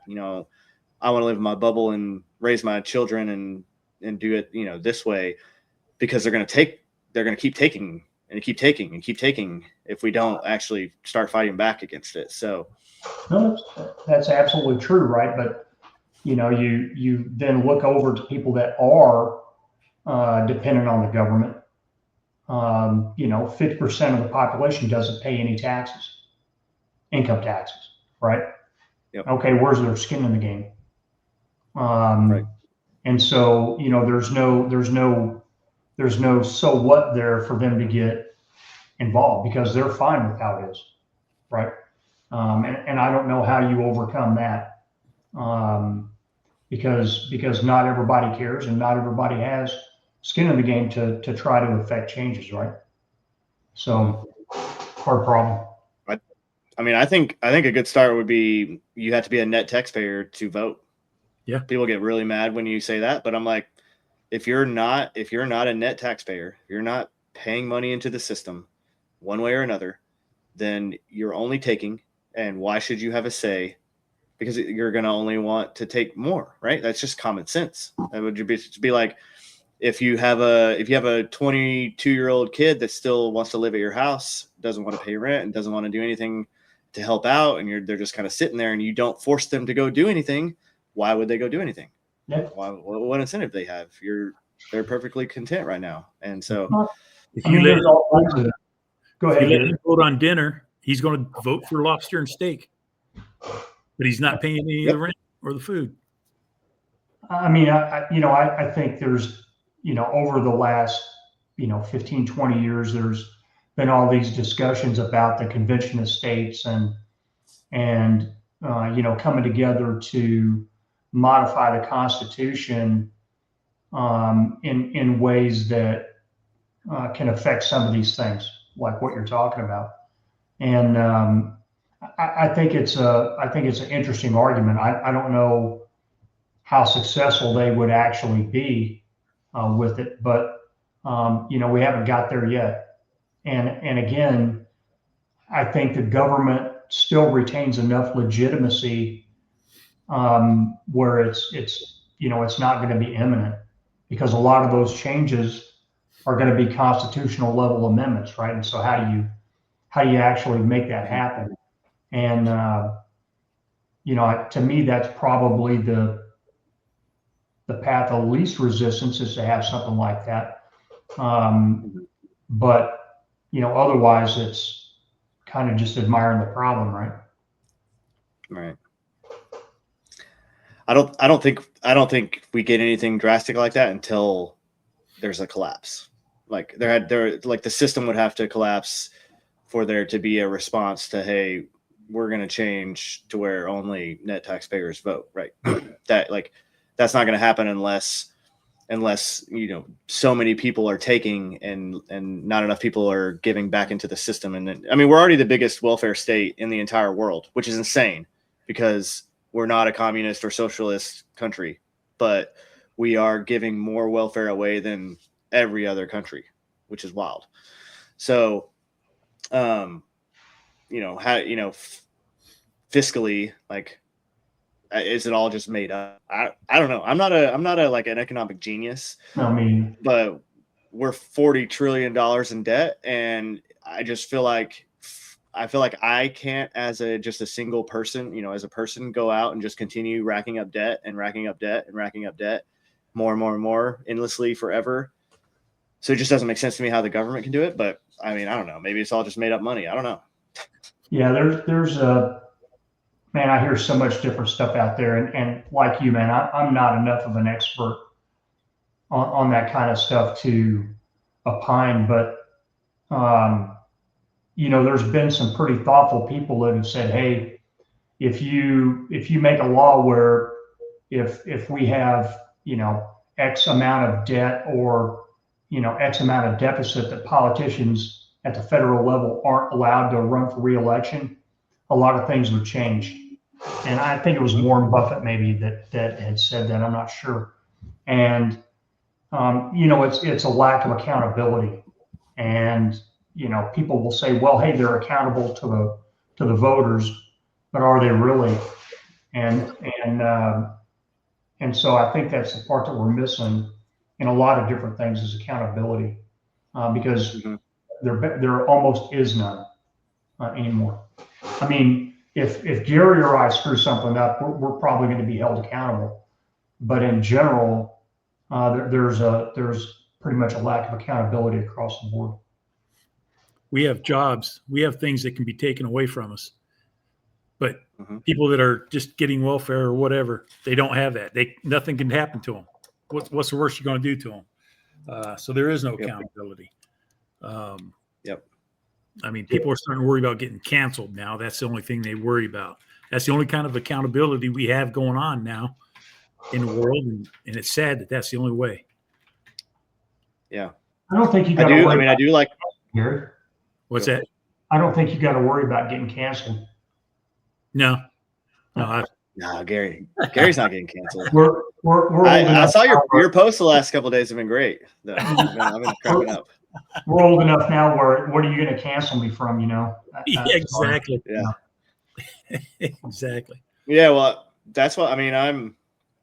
I do this. I take care of the babies, and this is, what do you can't cancel me, right? No. Like you can get mad at me. That's why everybody just like if you go on some of my posts, especially any of them that get any kind of traction, there's just the slew of all the people telling me all the just get hate every day. And like I have some buddies, and they're like, they weren't Army or they weren't SF or anything.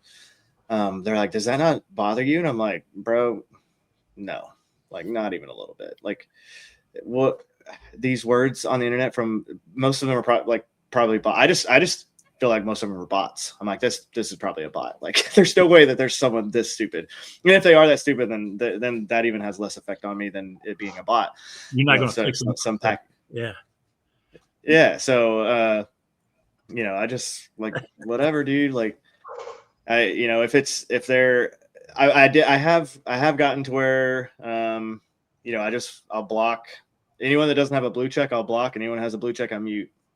And, if you want to keep giving me, monetized engagements and I'll never see them, and it doesn't matter, then that's fine. But, like it's just, it doesn't bother, you're not going to bother me. You're not going to make me stop, saying what I'm going to say. And, and I'm not going to change my views because a bunch of people got mad at me and called me a Zog bot or a shill for Israel, which I think is the funniest thing ever. It's like this is the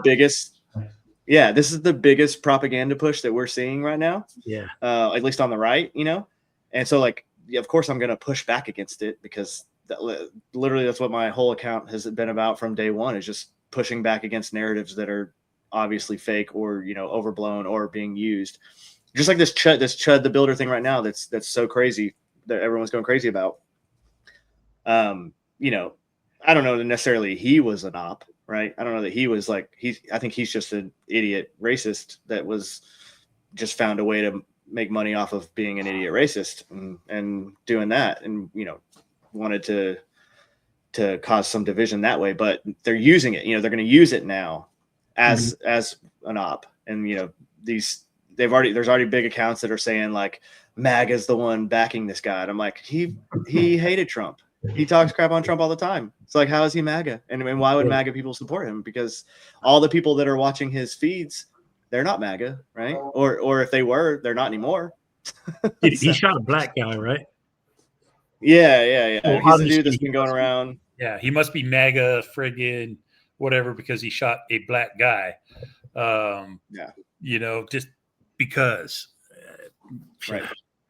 Tomfoolery. I don't even know who he is. I've heard the I story. didn't know. X and caught up. Yeah, I didn't know who he was until like a week or two ago. Like I started seeing, and it's crazy how you'll start all of a sudden seeing this stuff, and then there's like a huge catalyst like right after they become kind of mainstream. It's like, that's convenient. So I don't know. I don't know Weird. all the stuff with him going on. I don't know all the stuff who's behind. I don't know if there's anyone else behind it. But I do know that they're gonna utilize it now. They're gonna push, as much propaganda about it as they can now, because why would they not? It's what's trending right now. And that's how they're always going to react to anything that they can use to either vilify the right, anybody on the right, lump them all in together. They're all like this. It's insane to me. It's like, dude, I don't know. It makes no sense. Like we could have honest discussions about the like problems in the Black community and why some of those have started, and some of the issues with, single motherhood is what has led to a lot of that. And you can look at the white community too, and the areas that they have high rates of single motherhood, you have higher levels of crime. That's one of the main factors to it, because you don't have a father figure raising these children, and then these children don't, they don't have a disciplinarian that's teaching them right from wrong. And they just, that's just one of the main things that you can tell from all this. But walking down the street and calling people racial slurs is not the way that you're going to solve racism, bro. Like, I'm sorry. That's just silly and stupid and idiotic, and it doesn't make any sense to me. And then all these people are like, this is a free speech thing. I'm like, no, it's not, dude. No, it's not. Like, you can go say whatever you want, right? You can go say whatever you want to whoever you want. You can do that legally, right? But you might get punched in the face for it. Which is because that's expression. Right. And maybe they'll get in trouble for punching you in the face for it. Maybe they will. Or maybe they won't, because you provoked them and harassed them. And maybe the DA is going to be like, no, I mean, they deserve that. They were harassing you and your, or you and your whatever. And it's one of those things like free speech. The First Amendment protects you from the government. From the government. That's Nobody knows that. Nobody remembers that part. It protects you from the government. That's what doesn't protect you from the government. Yeah. So like I'll say these things. I'm like you can't go, and especially like these people have never taken a conceal and carry course, obviously, right? You can't. This is one of the things they harp on while you're in your conceal and carry course, right? Is like, okay, you're concealing this weapon. Your job is to de-escalate any situation and get out of there, right? And retreat while you're concealing this weapon. Because if you end up having to pull your weapon and use it, and you were the one that provoked that engagement, it's not going to go well for you. That's literally the way it's all set up on purpose, so that you don't go walking around with a gun and then like try to start fights so that you can shoot people. That's just insane. It's insane to me that these like people don't understand this. And so then I'm like, yeah, it's stupid what this guy did, and like he probably deserves to be in jail. And they're like, oh, so you hate free speech. I'm like, what? Yeah, that guy's out provoking people, and he's on record saying he's going to go provoke people because he wants to be able to shoot them. Dude, yes. Go to jail, go directly to jail. You're an idiot. Yeah. Tennessee is one of the like most pro-gun states in this nation.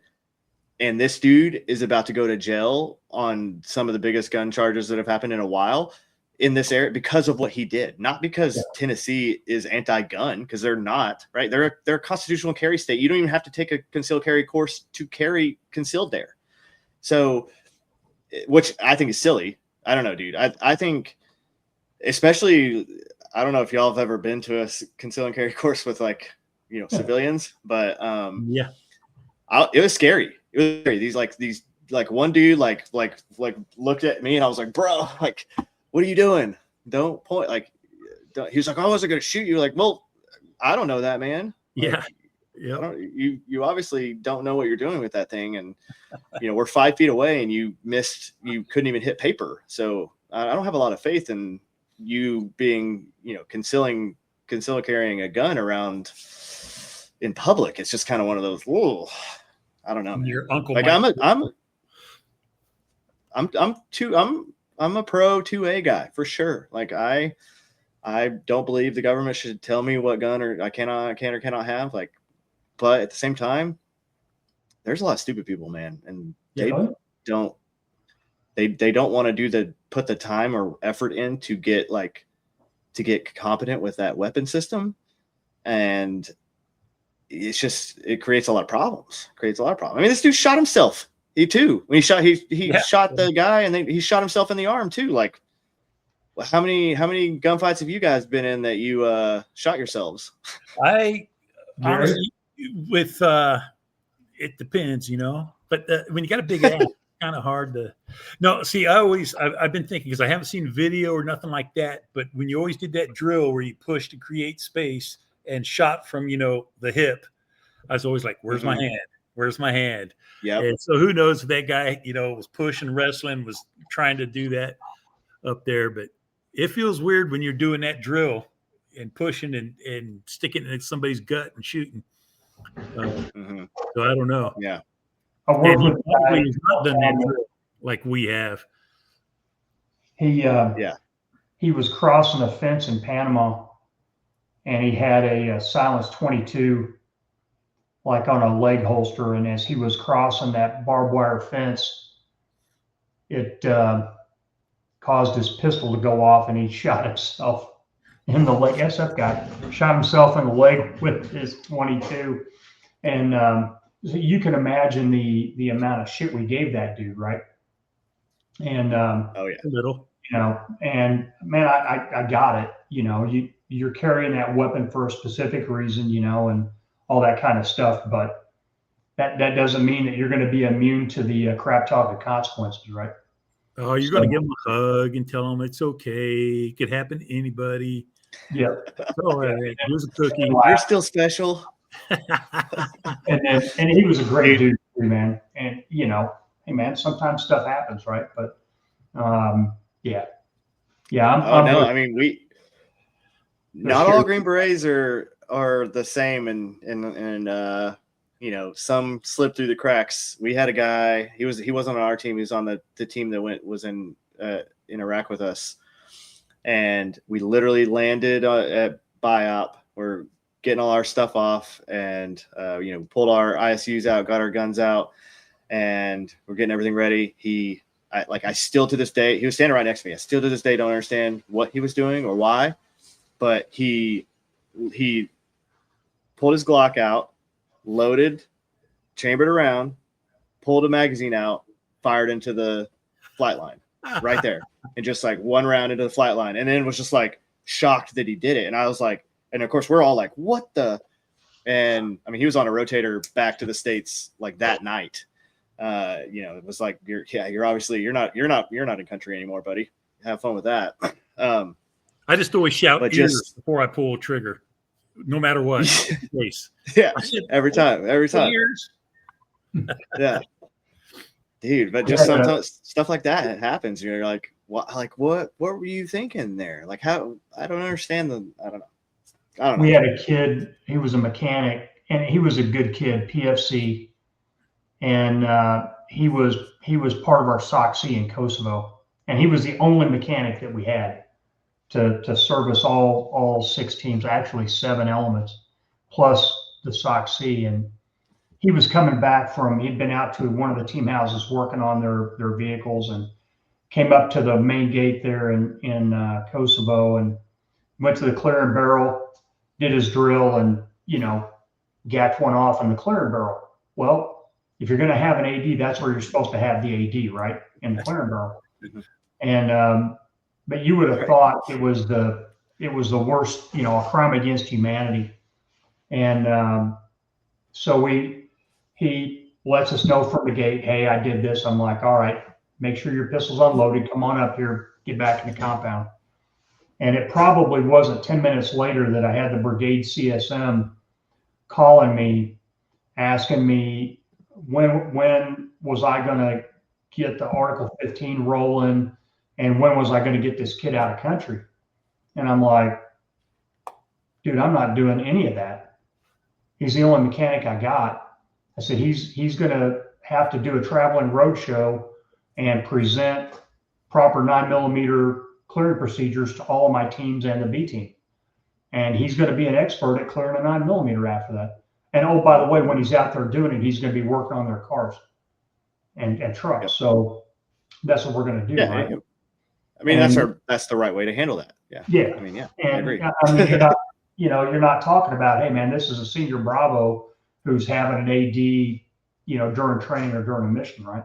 There's different standards. Mhm. So, but dude, that stuff happens, Mhm. and, Gary, wasn't there a female from 10th group that was dry firing in her apartment a few years ago Yes. Yeah. and shot through the wall? Yeah. If I remember right. Yeah. I believe that's the first female that graduated the Q course. I don't know the case. I don't know. All I remember was, she shot up her apartment. It's like the OK Corral or something. Which is crazy. Like you're dry firing. Yeah. In the Q course, How did a round sneak in there? he went and bought a SIG, and he was sitting there demonstrating to his friend. He's like, the 1911 had this disconnect where when you pushed it, it wouldn't fire. So you could push it into your palm and it wouldn't fire. And okay, but the Beretta didn't have that. So guys would push their hands in there and they'd shoot their hands trying to demonstrate this. Okay, yeah, that's stupid anyways. But the SIG P226 went back to, and it's not where you can push and fire. It's like the 19, bam, right through his fucking hand. He wouldn't drop from the Q course or anything like that, but in typical fashion, we're like, hey, man, you're going to have to leave. They're going to hire you down at the bank, sort quarters, Yep. Short change to your fucking hand. Gary, you remember that medic? He passed away recently in Bosnia. It was the infamous incident, honey, I shot the SEAL, where the medic on the ODA, we went for one rotation there where we had a couple of SEALs attached to each JCO team. Which probably did more to harm SF SEAL relations than anything else in the history of special operations. So it's we're carrying Beretta M9s, right? And the SEALs are carrying SIGs, and they're in their house. They're not out on patrol or anything. And so the medic is looking at this guy's pistol, the SEAL's pistol, and bam, and shoots the SEAL. Well, he was the 18 Delta, so he patches the guy up. The guy's not seriously wounded. So he patches him up, and so from there on out, like I said, the guy, I can't remember his name off the top of my head. He recently passed away. Oscar. But it was known because the movie was out then, Honey, I Shrunk the Kids. And so that became known as Honey, I Shot the SEAL episode from Bosnia. Good dude, too. Good dude. Yeah. His last name was Ware. So everybody made his middle initial B. Beware. Beware. Beware. He's a good dude. Good medic, good dude. And it was truly the one case I've ever seen. You always hear the mythical, he got an Article 15 and a fucking Bronze Star or whatever, one Bronze Star, but not a soldier's medal. But he got awarded and a letter of reprimand.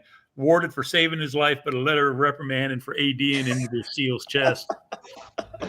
Same incident. Wow. True story. That's wild. True story. Oh man. Well, guys. All right. I want to hear. Well, that was a pretty good story, actually. That was a good one. What's one of y'all's? What's your best story from, whether it's combat or whether it's just team shenanigans or whatever? What's the one that you guys love telling, and then we'll wrap her up for the night. I don't know, man. I can't come up with the best story. You usually have to be provoked with something like Beware's story or something. Yeah. Come up and go, oh yeah, there was this one time. I was telling earlier today when they were going on about the echoes and everything like that. Just one of my fun shenanigans was I put it on X earlier today. was turning to my 18 Echo and telling them, hey, fucking, how come you got to fill everybody's radios? The Bravo doesn't clean everybody's guns. And then I just sat back and watched the fucking fight develop. You know, he walked right over to his desk and slammed his fucking M4. And he's like, clean my gun, bitch. So that's the kind of shenanigans that you get going on teams. Yeah. I was a Delta, so you know, I was always, you know, we're 100% reactionary. So it's like, we don't have a lot of equipment, you know, we don't whatever. So they would always be, they were like, why aren't you doing this? I'm like, well, I mean, do you need help? Because otherwise, like, my job's already like done because you're still alive. And you know, you asked for antibiotics earlier, and I didn't give you antibiotics because you don't actually need them. So I just gave you some like Zyrtec or whatever. Yeah. They're like, it's just funny. Yeah. No, the team, I do, you know, team life is the best life. That's why dudes get addicted to it and, you know, don't want to do anything else. There's nothing better, honestly. So, and just the banter and the most hilarious moments ever. Like you said, I can't remember all of them, but you know, good times for That's sure. what I enjoy about Twitter is I'm living down here in Texas with nobody else around. I can get on Twitter and just shit talk with all these other dudes, and it works out great. It's pretty funny, man. It is. Bo, you got any good stories that don't include me? No, man, you're in all of them. No, we were when we were in Panama. Again, it was my first deployment, and we'd probably been down there a month or so. And one of the guys on the team, JR, we actually lived in a former Army compound that had a prison in it. And one night we came back from patrol and had to put down a prison riot. Anyway, JR was a native Spanish speaker, and he arranged for one of the prisoners to give us haircuts because there was no like place for us to get haircuts. And so we're sitting there one day, JR's getting a haircut, and we had like two little bitty rooms that we stayed in. And all of a sudden I hear this shot go off. And so, man, I grab my pistol and I start running because, you know, I think something bad's happened to my bro, right? And so I kind of pie the corner, and there's JR sitting in the barber chair with the sheet over him and all this stuff. And the poor prisoner is sitting there, and he's got the straight razor because he was getting ready to start straight razor in JR's neck. And that dude, that straight razor was shaking so damn hard, I thought he was going to chop JR's ear off. And so I said, hey, man, are you all right? And he's like, yeah, you don't need to shoot him. And so he talked to him, and the kid calmed down. Well, it turned out it was an AD by the prison guards into the roof down there. So we had some corrective training for them. But I'll never forget the look on JR's face and the look on that dude's face and what that straight razor was doing. And so when it was all said and done, I'm looking at JR. I'm like, dude, how's your haircut? And it's like, let's go get a beer. You know, he was almost swearing off haircuts after that point. So yeah, it was funny. Oh, I love it. Yeah, that is funny. That's awesome. Cool, guys. Well, hey, thank y'all so much for coming on. It was great, you know, getting been a pleasure. Getting y'all's insight. Yeah, man, it was great. And just the stories and just all the stuff. Man. I also love the OG, you know, SF dudes that they just have a different perspective about everything. And again, like you said, like the SF guys today, they're the same kind of guys, right? They're the same kind of dudes. It's just a slightly different environment than it was when you dudes were rocking and popping. And so, you know, but it's awesome to hear y'all's perspective on everything and to hear, you know, the stories about all the past and how it all used to be. So keep doing y'all's thing. We're not OGs. We learned from OGs before us. And the great thing was they were guys like us. Then there's us, and then there's the next generation. It's been going. Yeah. It's good stuff. Yeah. Okay. OG lights. We'll call it that then. Y'all aren't that old. Good life, OG. But yeah, man. Yeah. And the other Hey, guys, thing I've appreciate always it so wanted to much. say- the other thing I've always wanted to say is I'm so Okay. jealous of your username because it's brilliant. I wish I could have gotten that first. Dude, so I actually started when I first started, and this is back like when you know it was owned by the old regime, and I was Grumpy Green Beret, and I got banned like immediately because I like called someone a retard or something. I don't remember what it was, something stupid, you know, whatever it was, and it got banned immediately. And then you know and finally I was like, okay, I started this one in like 23, and I had no idea what I wanted to like. I didn't know what I wanted to name it. I was still active duty, so I was like, I don't want to go like, you know, my full name and like anything like that yet. And so I was like, you know what, GBNT's hilarious, and every other Green Beret will know, Yeah. you know, that like I know, you know, because it's an inside joke, so then everybody will know. So it was actually really funny to me too, especially, and it's still to this day, people are still calling me like, they're like, you're a fake vet or stolen valor. And I'm like, you realize that like nobody outside of the Green Berets knows what GBNT, I mean, they do now, kind of, a lot more people know now, but like no one really knew before. So it's just one of those kind of, just it ended up. And of course I didn't think it was ever going to get to where here we are, you know, now. I just wanted to argue with people. Really. That's what I started my account, was just yeah. Maybe a little. Yeah, just get on and argue with people and like, you know, make fun of people, just like poke fun, like have a little, you just have a good time. It was the outlet where, you know, you can do that. And I don't have to like, I don't argue, I don't pick fights with the wife, you know, which is never a good idea. Yes. You know? Exactly. So yeah. But hey, again, thank you guys so much. And we'll have to do it again sometime, you know, and shoot the shit a little bit more and broke the ice. I like it. Yeah. All right, keep doing what you're doing, and we'll do one soon. And everybody else, thank you so much for joining us and hanging out with us and just listening. And please like, subscribe. If you're on YouTube, I have their handles down in the description. And if you're on X, it is Nameless G and American Dissident. So follow both Bo and Gary, please. They put out great stuff too. And if nothing else, at least Gary's gonna make you laugh about something. So for sure. Right. All right, guys. Y'all have a great night, and we'll talk to you soon. All right. See you. Ciao.